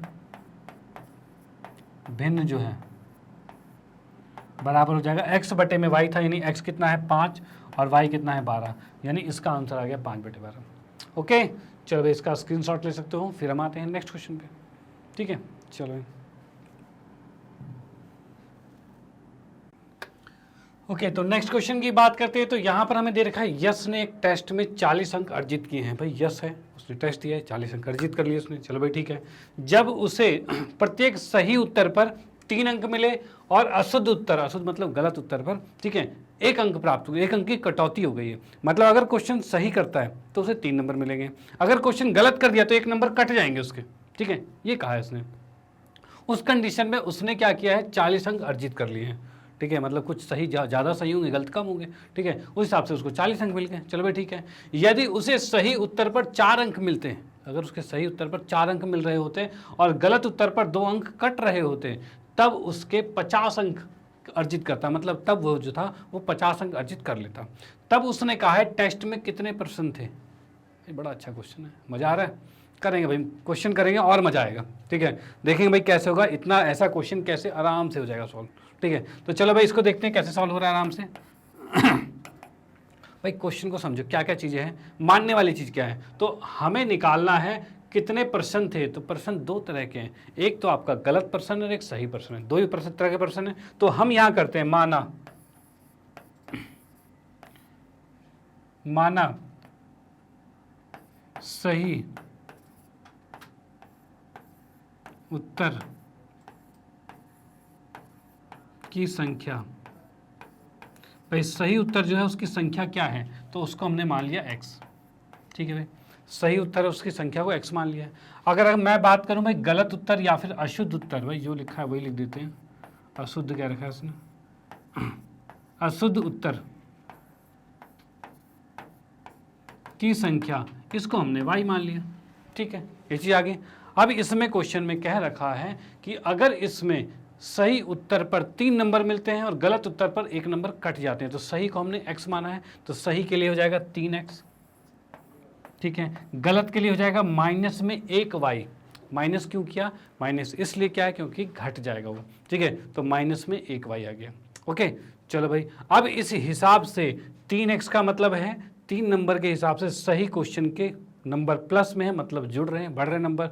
1 नंबर के हिसाब से y क्वेश्चन है वो घट रहे हैं क्योंकि कटौती हो रही है नंबर की, ठीक है। और बराबर में कितना आ रहा है, तो बराबर में 40 अंक इसने प्राप्त किए। लेकिन इसी क्वेश्चन में कहा है कि अगर उसको 4 अंक मिलते सही वाले पर, ठीक है, और गलत वाले पर 2 अंक कट जाते, तो उससे टोटल 50 अंक प्राप्त होते। ये 2 कंडीशन हो गए। अब यहाँ से हमें निकालना है कि भाई x और y का मान ज्ञात करते हैं। तो हम देख रहे हैं भाई क्या चीज़, क्या ये कुछ बराबर हो सकता है। भाई 2 मेन चीज़ हमारा सबसे पहला क्या कंडीशन है, हमारी समीकरण बननी चाहिए। तो समीकरण तैयार है, कोई दिक्कत नहीं, ठीक है। अब हमारे पास मेथड बहुत है, सॉल्व कर सकते हैं, किसी से भी कर लेंगे। तो इसमें क्या करते हैं, यहाँ पे हम देख पा रहे हैं कि y को हम बराबर कर सकते हैं। तो अगर मैं इसको 2 से गुना कर दूँ तो y बराबर हो जाएगा नीचे को 1 से क्या, ऊपर को 2 से क्या, 2 से करती है y बराबर हो जाएगा। अब देखो क्या हो रहा है, यहाँ हम देख पा रहे हैं 2 से गुना करते ये 6x हो जाएगा, माइनस में 2y हो जाएगा और बराबर में 80 हो जाएगा, ठीक है भाई। 2 से गुना किया तो 6x 2y और 80, यही चीज़ आ रहा है। अब 1 से गुना करेंगे तो सेम टू सेम रह जाएगा भैया, 4x माइनस 2y बराबर में 50 आ गया, ठीक है। यहाँ से हम देख पा रहे हैं ये माइनस है, ये प्लस है, ये माइनस है, ऐसे ही घटता है भाई, घटते ऐसे ही है, ठीक है। अब हम देख पा रहे हैं ये कट गया और 6 में से 4 गया, कितना बचा, 2x बचा, और भाई 80 में से 50 गया तो 30 बचा, ठीक है।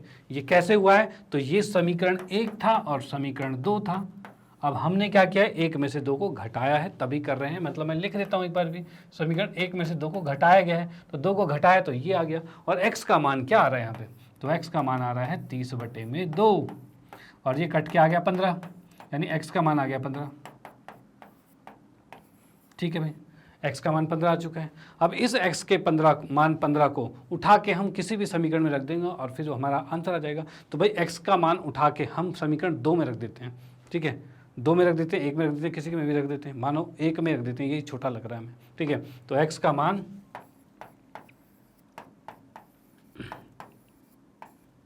समीकरण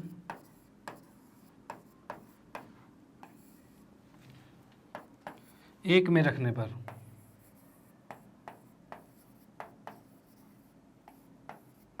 ठीक है भाई, x का मान 15 है, 15 को हम यहाँ रखेंगे तो ये कितना हो जाएगा, 3 गुने में 15 माइनस में y और बराबर में 40 हो जाएगा। ठीक है, इस -y को उठा के उधर भेजेंगे तो ये y हो जाएगा। 15 या 45 आ रहा है और में से गया 40, वही 40 इधर आके घट जाएगा तो 5 बराबर में y आ रहा है और y का मान आ गया 5। ठीक है, x का मान 15 है, y का मान 5 है, यानी कि यहाँ पर क्या हो रहा है, इसने सही क्वेश्चन किए हैं 15 और गलत क्वेश्चन कर दिए हैं 5। ठीक है, सही क्वेश्चनों की संख्या कितनी है, 15 है और गलत क्वेश्चनों की संख्या है 5। और इस अनुसार अगर आपसे कहा जाए कुल संख्या कितनी होगी तो कुल संख्या हो जाएगी 15 और 5 कितने हो गए, 20 संख्या 20 जाएंगे। तो टेस्ट में कितने % थे, तो 15 और 5 20। तो यहाँ पर मैं लिखता हूँ टेस्ट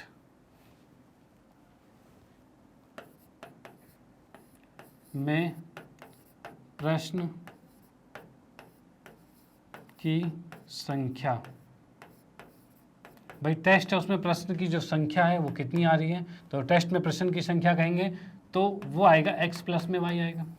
भाई सही और गलत मिला के कुल क्वेश्चन होंगे। ठीक है, ये कितना है तो 15 है, ये कितना है तो 5 है, तो मिला के हमारा 20 हो गया। यानी हम कह सकते हैं टेस्ट में प्रश्नों की संख्या 20 थी। ठीक है, तो आप इसको नोट कर सकते हैं, स्क्रीनशॉट ले सकते हैं, इसका भी स्क्रीनशॉट ले सकते हैं और फिर हम आते हैं नेक्स्ट क्वेश्चन पे। ठीक है, स्क्रीनशॉट ले लो इसका, मैं इरेज कर देता हूँ कि ठीक है। ओके, तो अगले क्वेश्चन की बारी आती है। तो यहाँ लिखा है भाई एक राजमार्ग पर 2 स्थान A और B है। कोई एक राजमार्ग है, एक पॉइंट A है और एक B है, 100 किलोमीटर की दूरी पर है। यानी मैं अगर यहाँ पर कहूँ कि भाई ये A पॉइंट है, ठीक है, और यहाँ पर ये B पॉइंट है। ओके, दोनों को मिला दिया हमने, चलो भाई ठीक है। अब इसने कहा है इन दोनों के बीच की दूरी कितनी है, 100 किलोमीटर है, तो 100 किलोमीटर लिख दिया। ठीक है भाई, ये 100 किलोमीटर लिख दिया गया। अब इसने कहा है एक कार A से तथा दूसरी कार B से एक ही समय पर चलना प्रारंभ होती है। मतलब एक कार यहाँ से चल रही है, एक कार यहाँ से चल रही है, दोनों सेम टाइम पे चलना शुरू होते हैं। ठीक है, यदि ये कारें भिन्न भिन्न चालों से एक ही दिशा में चलती है, एक ही दिशा का मतलब क्या हो रहा है कि B से जो कार चल रही है वो इस दिशा में चल रही है और A से जो कार चल रही है वो भी इसी दिशा में चल रही है, दोनों सेम दिशा में चल रही है। ठीक है भाई, भिन्न भिन्न दिशा में चल रही है, तो वे 5 घंटे पश्चात मिलते हैं। तो क्या होगा, A वाला जो होगा वो B को मिलने का मतलब क्या, दोनों एक ही जगह आ रहे हैं, यानी A वाला B को पकड़ लेगा 5 घंटे में। ठीक है, यानी मैं कहूँ यहाँ से चलना शुरू होता है तो यहाँ तक जा रहा है। ठीक है, ये यहाँ से चलना शुरू होता है, यहाँ तक आ गया। ठीक है, यानी कि A बड़ी तेजी से चल रहा होगा तभी तो उसने B को पकड़ लिया, जाहिर सी बात है। ठीक है, चलो भाई, अब उसके बाद ये क्या रखा है, यदि वो विपरीत दिशा में चलते, यानी कि अपोजिट डायरेक्शन में ऐसे चलते, ठीक है, तो क्या होता, तो 1 घंटे के पश्चात मिल जाते हैं। अब इसका बनाएंगे हम समीकरण पहले कि कैसे बनेगा। तो समीकरण की बात करें तो यहां मैं पहले मान लेता हूं, माना कार A की चाल, A कार है उसकी चाल की बात करें, A कार है उसकी चाल क्या होगी। ठीक है, तो A कार की चाल की बात करें तो क्या होगा, इसको मैंने मान लिया x किलोमीटर प्रति घंटा। ठीक है, ये हमने मान लिया। ठीक है, अगर मैंने मान लिया कार B की चाल आएगा, चार नहीं ठीक है, ये आ रहा है हमारा कितना, y किलोमीटर प्रति घंटा, ये हो गया। ठीक है ना। अब पहली कंडीशन क्या कही थी, A जो चल रहा है वो इस दिशा में चल रहा है और B जो चल रहा है वो इस दिशा में चल रहा है और ये A जो है B को 5 घंटे में पकड़ ले रहा है। अब मुझे एक चीज़ बताओ कि A जब B के साथ चल रहा है, जब ये ऐसे चल रहे होंगे दोनों, ये भी आगे बढ़ रहा है, ये भी तेज़ी से आगे बढ़ रहा है, तो इनके आपस में रेस्पेक्टिव स्पीड मतलब एक दूसरे को देखते हुए स्पीड कितनी होगी। ठीक है, तो आपने ट्रेन में अगर ट्रैवल किया हो तो ट्रेन में देखा होगा, आपकी ट्रेन जब चल रही होती है आपके साथ में दूसरी ट्रेन भी चल रही है। ठीक है, और दोनों एक ही दिशा में चल रहे हैं तो आपकी स्पीड कम लगती है। ट्रेन छोड़ो, आप अगर बस में चल रहे हो तो बस में भी आपने देखा हो, बस में है या अपनी बाइक पे कार में कभी भी चल रहे हो, आपके साथ में कोई दूसरी गाड़ी चल रही है, दोनों एक ही दिशा में चल रहे हैं तो दोनों को आपस में लगता है भाई वो थोड़ा सा मतलब कम स्पीड में चल रहा है। लेकिन अगर कोई अपोजिट आगे सामने से आ रहा है तो एकदम से निकल जाता है, जैसे ट्रेन में एकदम से जूम निकल जाता है, ऐसा हो जाता है। ठीक है, तो इसका मतलब क्या हो रहा है, अगर अपोजिट में आता है तो स्पीड दोनों की जुड़ जाती है, यानी एक दूसरे के रिस्पेक्ट में, एक दूसरे के रहते हुए स्पीड क्या हो जाएगी, जुड़ जाएगी। लेकिन अगर एक ही दिशा में होगा तो स्पीड घट जाती है। ठीक है, यानी कि मान लो कि अगर एक बाइक वाला खड़ा है, आप साइड से बाइक से लेके जा रहे हो, ठीक है, बाइक जा रही है, आप उसके सामने अपनी बाइक की स्पीड आपकी 60 किलोमीटर प्रति घंटे की, ठीक है, आप उसके साइड से निकल गए तो बड़ी स्पीड में निकल गए ऐसे। लेकिन अगर वही बाइक 50 किलोमीटर में चल रही थी और आप 60 में चल रहे होते तो क्या उतनी ही जल्दी उसको कवर कर लेते? नहीं, फिर तो धीरे धीरे धीरे करके निकलते। मतलब उनका रेस्पेक्टिव स्पीड एक दूसरे को रहते हुए स्पीड कितना है, तो उसका 50 है, आप 60 पे चल रहे हो, यानी आपकी स्पीड उसके रहते हुए 10 की स्पीड है, ठीक है, उसके रहते हुए 10 की स्पीड आपकी, ठीक है। तो यहां पर वही चीज है, ए की गति बी के रहते हुए कितनी होगी, तो हम कहेंगे क्या भाई, ए की गति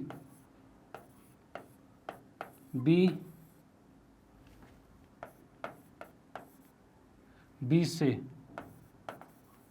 कितना होगा, तो यहां हम कह सकते हैं भाई किसकी गति ज़्यादा है, ए की गति ज़्यादा होगी ना, तो हम लिखेंगे x माइनस वाई हो जाएगा, किलोमीटर प्रति घंटा हो जाएगा, ठीक है ना।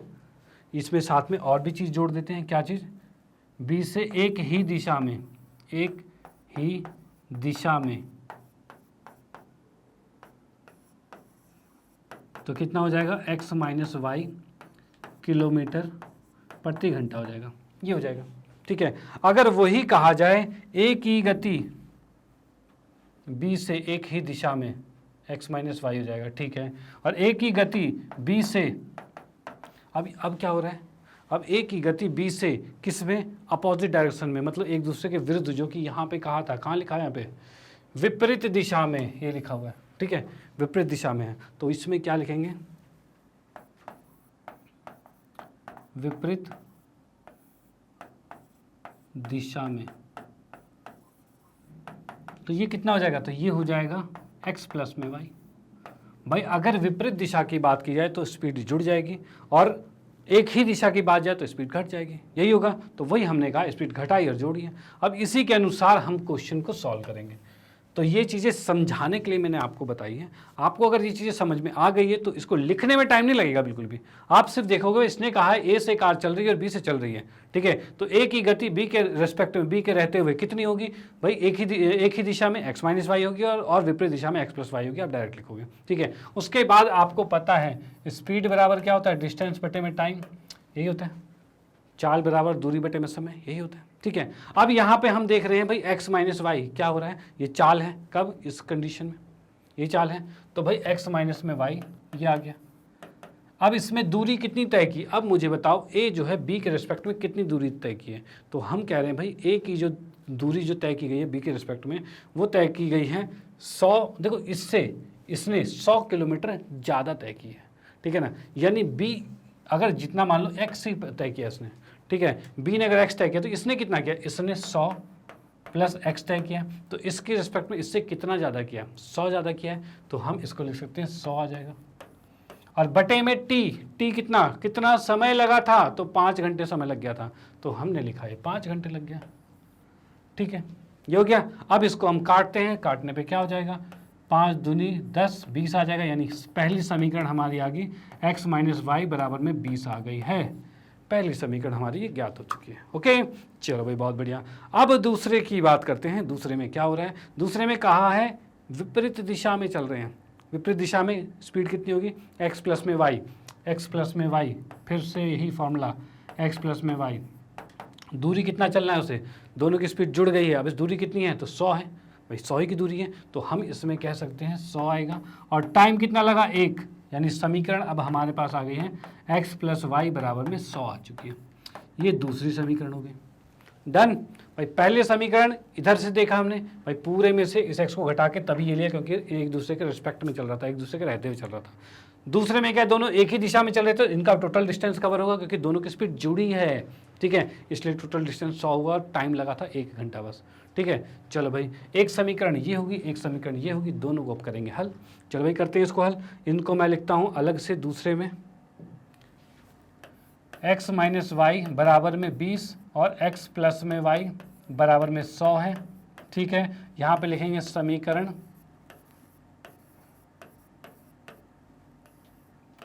1 तथा 2 के अनुसार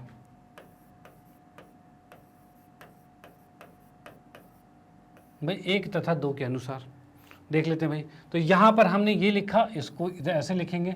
अब ये माइनस होगा, अब माइनस क्यों करेंगे, प्लस करते हैं समीकरण को, ठीक है, समीकरण को प्लस कर देते हैं। तो प्लस करोगे तो x और x कितना हो जाएगा, 2x हो जाएगा। इसको जोड़ेंगे तो ये कट जाएगा और इसको जोड़ेंगे तो क्या हो जाएगा, ये 120 हो जाएगा।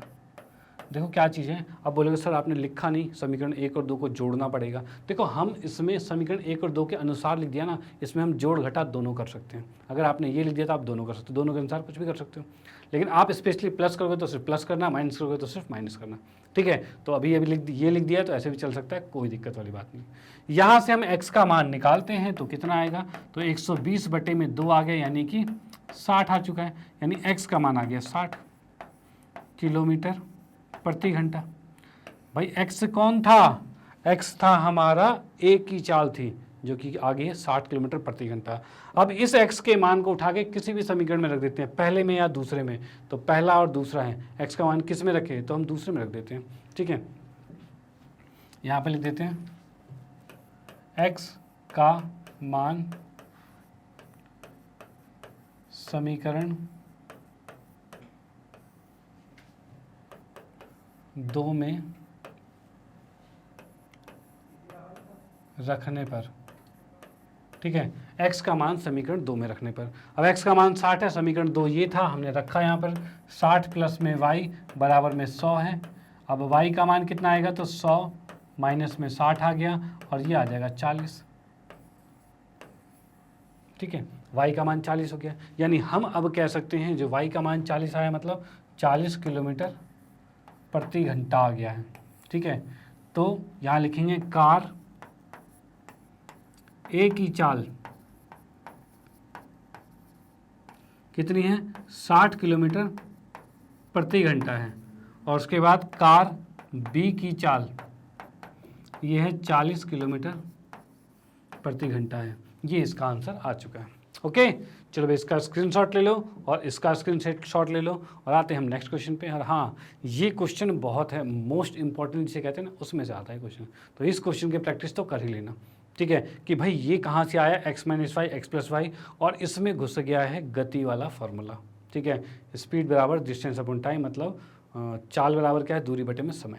ओके, चलो भाई करते हैं हम इरेज और आते हैं नेक्स्ट क्वेश्चन पे।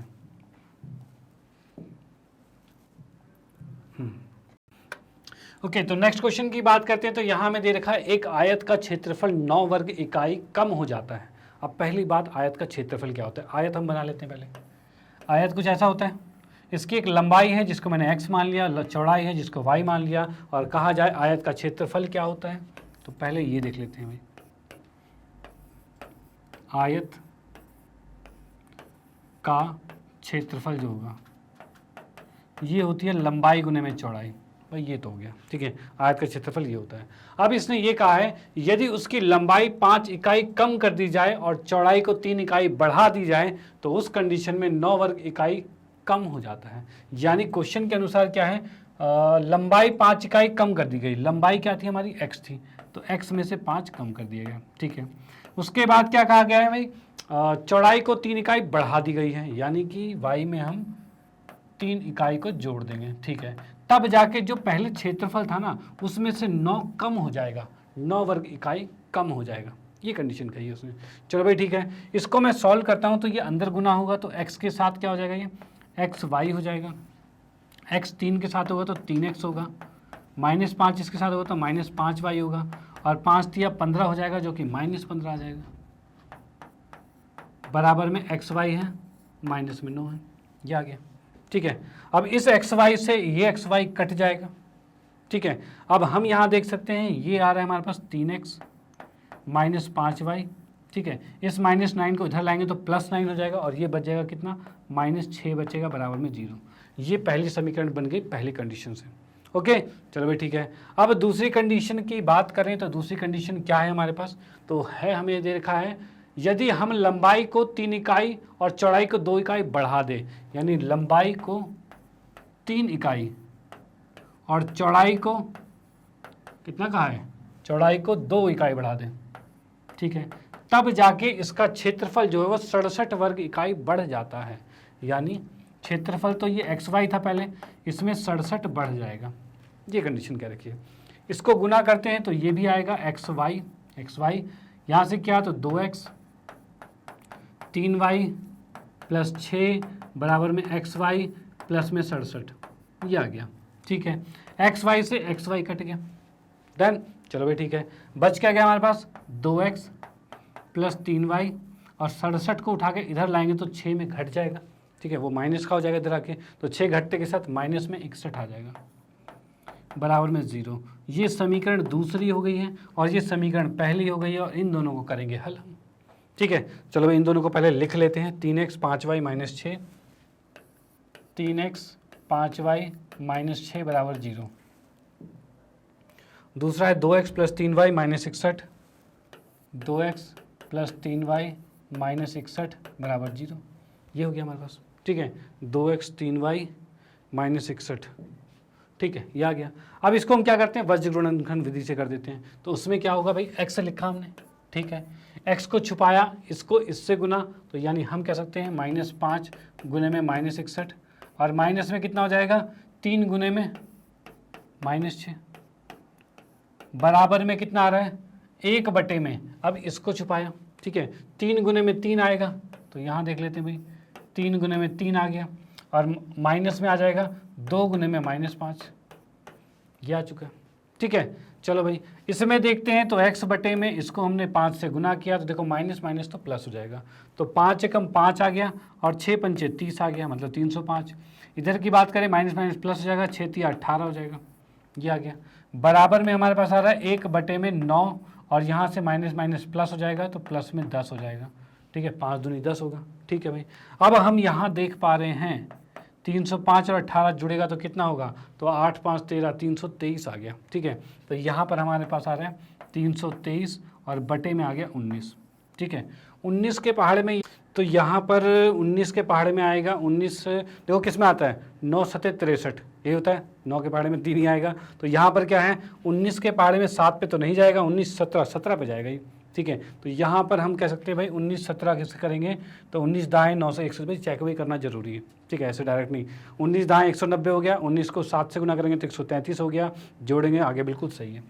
यहाँ पर आ रहा है 17 पे, यानी हम कह सकते हैं x का मान कितना आ गया 17 आ गया। ठीक है भाई, ये x का मान 17 आ गया। अब निकालेंगे y का मान, तो y कैसे निकालते हैं, y को छुपाया हमने।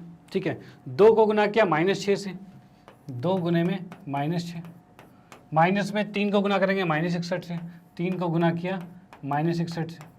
ठीक है, और बराबर में क्या आएगा, वही चीज़ जो इसके यहाँ बराबर में थी, क्या थी 1 बटे 19 थी, तो यहाँ भी हमने लिखा 1 बटे 19। ठीक है, यहाँ पर हम देख सकते हैं y बटे में कितना आ गया 6 दूनी 12 -12, और यहाँ पर क्या है 3 से माइनस माइनस प्लस हो जाएगा, 6 तिया 18, यानी कि ये आ रहा है 183 बराबर में 1 बटे 19 आ गया। ठीक है, y बटे में क्या लिखा जा सकता है, तो भाई 12 इस पे से माइनस करेंगे तो 171 आ जाएगा। ठीक है, 171 आ गया, बराबर में 119 आ गया, और यहाँ से हम कह सकते हैं y का मान आ गया 171 बटे में 19, और 19 दाएँ 190 होता है, उससे 19 कम है, मतलब 19 निम्मा। y का मान कितना हो गया 9 आ गया। ठीक है, y का मान 9 आ गया, x का मान 17 आ गया, और क्वेश्चन था क्या हमारा, क्वेश्चन ये था हमारा कि इसकी लंबाई और चौड़ाई क्या थी, वो हमें ज्ञात करना था। तो हम देख पा रहे हैं लंबाई x थी, तो x कितना आया है 17, चौड़ाई y थी वो 19 है। तो हम यहाँ कह सकते हैं, मैं यहीं लिख देता हूँ, आयत की लंबाई जो है कितनी आ रही है, तो ये थी हमारे पास x जो कि है 17। ठीक है, और इसमें कुछ डायमेंशन दे रखा है, मीटर सेंटीमीटर कुछ नहीं, बस इकाई दे रखा है। ठीक है, तो हम इकाई ही लिखेंगे इसमें। ठीक है, जब भी मीटर सेंटीमीटर दे तब वो लिखो, फिलहाल इकाई दे तो इकाई लिखेंगे। ठीक है, अब यहाँ पे लिखेंगे आयत की चौड़ाई।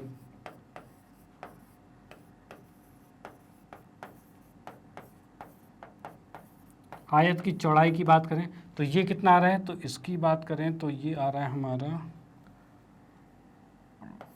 ये y मान लेंगे तो y हमारे पास है कितना 9 इकाई।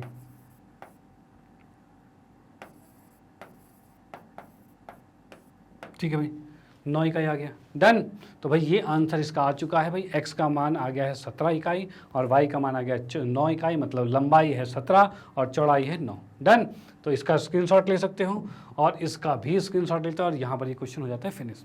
ठीक है, तो यहाँ से इस क्वेश्चन को फिनिश होते के साथ साथ हम कह सकते हैं यहाँ पर हमारी प्रश्नावली 3.5 ये भी हो गई है कंप्लीट। ठीक है, प्रश्नावली 3.5 हमारी यहाँ कंप्लीट हो चुकी है। और आज हमने देखा है क्या, तो आज हमने देखा वज्र गुणन खंड विधि जो था उसको हमने कर लिया है कंप्लीट, और उसी के आधार पर हमने क्वेश्चंस किए और बहुत से तरीके के अलग अलग तरीके के हमने यहाँ पर स्टेटमेंट वाले क्वेश्चन जिसमें लिखे हुए होते हैं ये क्वेश्चन हमने कंप्लीट किए हैं। ठीक है, और ये मोस्ट इंपॉर्टेंट है, इसकी प्रैक्टिस करना बिल्कुल मत भूलना। जितनी आप प्रैक्टिस करोगे उतनी गलतियां आपकी कम होगी और धीरे धीरे करके वो खत्म हो जाएगी और आपके नंबर 100 के करीब पहुंचने लग जाएंगे, यानी 100% के करीब।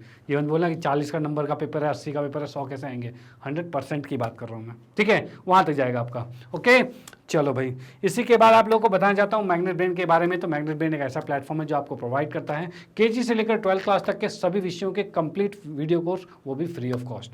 और आप लोगों की सुविधा के लिए मैग्नेट ब्रेन ने लॉन्च किया है मैग्नेट ब्रेन की वेबसाइट जो कि है www.magnetbrains.com। साथ ही साथ मैग्नेट ब्रेन ने लॉन्च किया है मैग्नेट ब्रेन का मोबाइल एप्लीकेशन जो कि आपके फ़ोन में भी अवेलेबल है। एंड्रॉयड फ़ोन में आपका जो एप्लीकेशन है मैग्नेट ब्रेन वो आप सर्च कर सकते हो और वहाँ पर भी आपको इस तरह की चीज़ें ही दिखेगी। ठीक है, अब मैं बताऊँ इसके फ़ायदे क्या हैं। तो इसका फ़ायदा ये है कि यहाँ पर आपको मिलने वाला है सारे वीडियो लेक्चर्स बिल्कुल अरेंज्ड फॉर्म में, बिल्कुल सिस्टमेटिक तरीके से। जैसे कि यहाँ पर आप देख सकते हो कि यहाँ पर आपके सामने इंग्लिश मीडियम सेक्शन अलग है, हिंदी मीडियम अलग है, स्पोकन इंग्लिश अलग, NTSC, ओलंपियाड, यूपी बोर्ड, ये सारे सेक्शंस अलग अलग हैं। ठीक है, और यहाँ पर जैसे कि आप लोग 10वीं कक्षा में हो तो 10वीं, आप जैसे आप हिंदी मीडियम में हो, हिंदी मीडियम पे क्लिक किया, 10वीं कक्षा में हो 10वीं कक्षा पे क्लिक किया और क्लिक करते ही यहाँ पर जितने भी टीचर्स 10वीं कक्षा के वो आपके सामने विजुअल हो जाएंगे। आपको किसी भी टॉपिक में पुराने कोई वीडियो है या लास्ट लेक्चर है, कोई सा भी वीडियो है, भाई एग्जाम टाइम हो गया, मुझे पुरानी कोई वीडियो देखनी है, वो कंसेप्ट बड़ी मेरे को समझ में नहीं आया था सही से, एक बार अगर उसका 1 शॉट वीडियो मिल जाता या उसका कंसेप्ट वीडियो मिल जाता तो मज़ा आ जाता, ऐसा सोचते हो। तो उसके लिए यूट्यूब पर जाओगे, वहाँ पर बहुत भीड़ दिखेगी और कन्फ्यूज हो जाओगे। यहाँ पर आपको बिल्कुल सिस्टमेटिक तरीके से मिल रहा है, जैसे कि आप लोग यहाँ देख पा रहे हैं। यहाँ पर ये सारे टीचर्स आपके सामने अवेलेबल हैं। कोई से सब्जेक्ट में आपको दिक्कत होता है उनके सामने नीचे वॉच नाउ पे क्लिक करोगे। जैसे कि मान लो मैथ्स में कोई दिक्कत है तो मेरे सामने यहाँ वॉच नाउ पे क्लिक करोगे, वॉच नाउ पे क्लिक करते ऐसा इंटरफेस आपके सामने दिखेगा और जो जो चैप्टर हमने करवा रखे हैं वो आपको विजुअल हो जाएंगे, जैसे पाठ्यक्रम परिचय, वास्तविक संख्या, और साथ में बहुत से चैप्टर आपको दिख जाएंगे।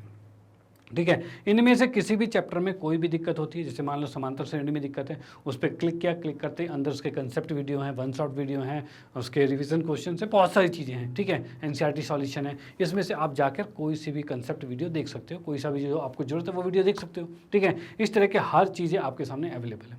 ओके, तो आप इसका फ़ायदा उठा सकते हैं। जैसे आप उस पर क्लिक करोगे, वीडियो पे क्लिक करोगे, वीडियो पे क्लिक करते इस तरह से वीडियो प्ले हो जाएगी और इसका फ़ायदा आप आराम से उठाओगे, मज़े में, कोई दिक्कत नहीं। यानी आपको कहीं जाने की ज़रूरत नहीं, कहीं कोई मेहनत करने की ज़रूरत नहीं, हर चीज़ें यहाँ पर अवेलेबल है। ओके, चलो भाई ठीक है। बाकी आप लोगों को पता है मैग्नेट ब्रेन ने हिंदी मीडियम में भी कोर्सेज को लॉन्च कर दिया है। 6ठी से 12वीं कक्षा के सभी विषयों के complete video course free of cost आपको मिल रहे हैं, जैसे कि आप लोग इसका फ़ायदा भी उठा रहे हैं। ठीक है, और इसी चीज़ों को आप अपने फ्रेंड सर्कल में, रिलेटिव में और कोई भी जान पहचान में है जो 6ठी से 12वीं कक्षा में पढ़ते हैं उनको ये चीज़ें सजेस्ट कर सकते हो, जिससे उनको भी फ़ायदा हो। आपको तो फ़ायदा हो रहा है, उनको भी फ़ायदा हो। ओके, चलो इसी के साथ आपको कहना चाहता हूँ वीडियो अगर अच्छी लगती है तो इसको लाइक कीजिए, न्यू है तो सब्सक्राइब कीजिए और शेयर तो आप करते ही रहिए। Okay, bye, thank you.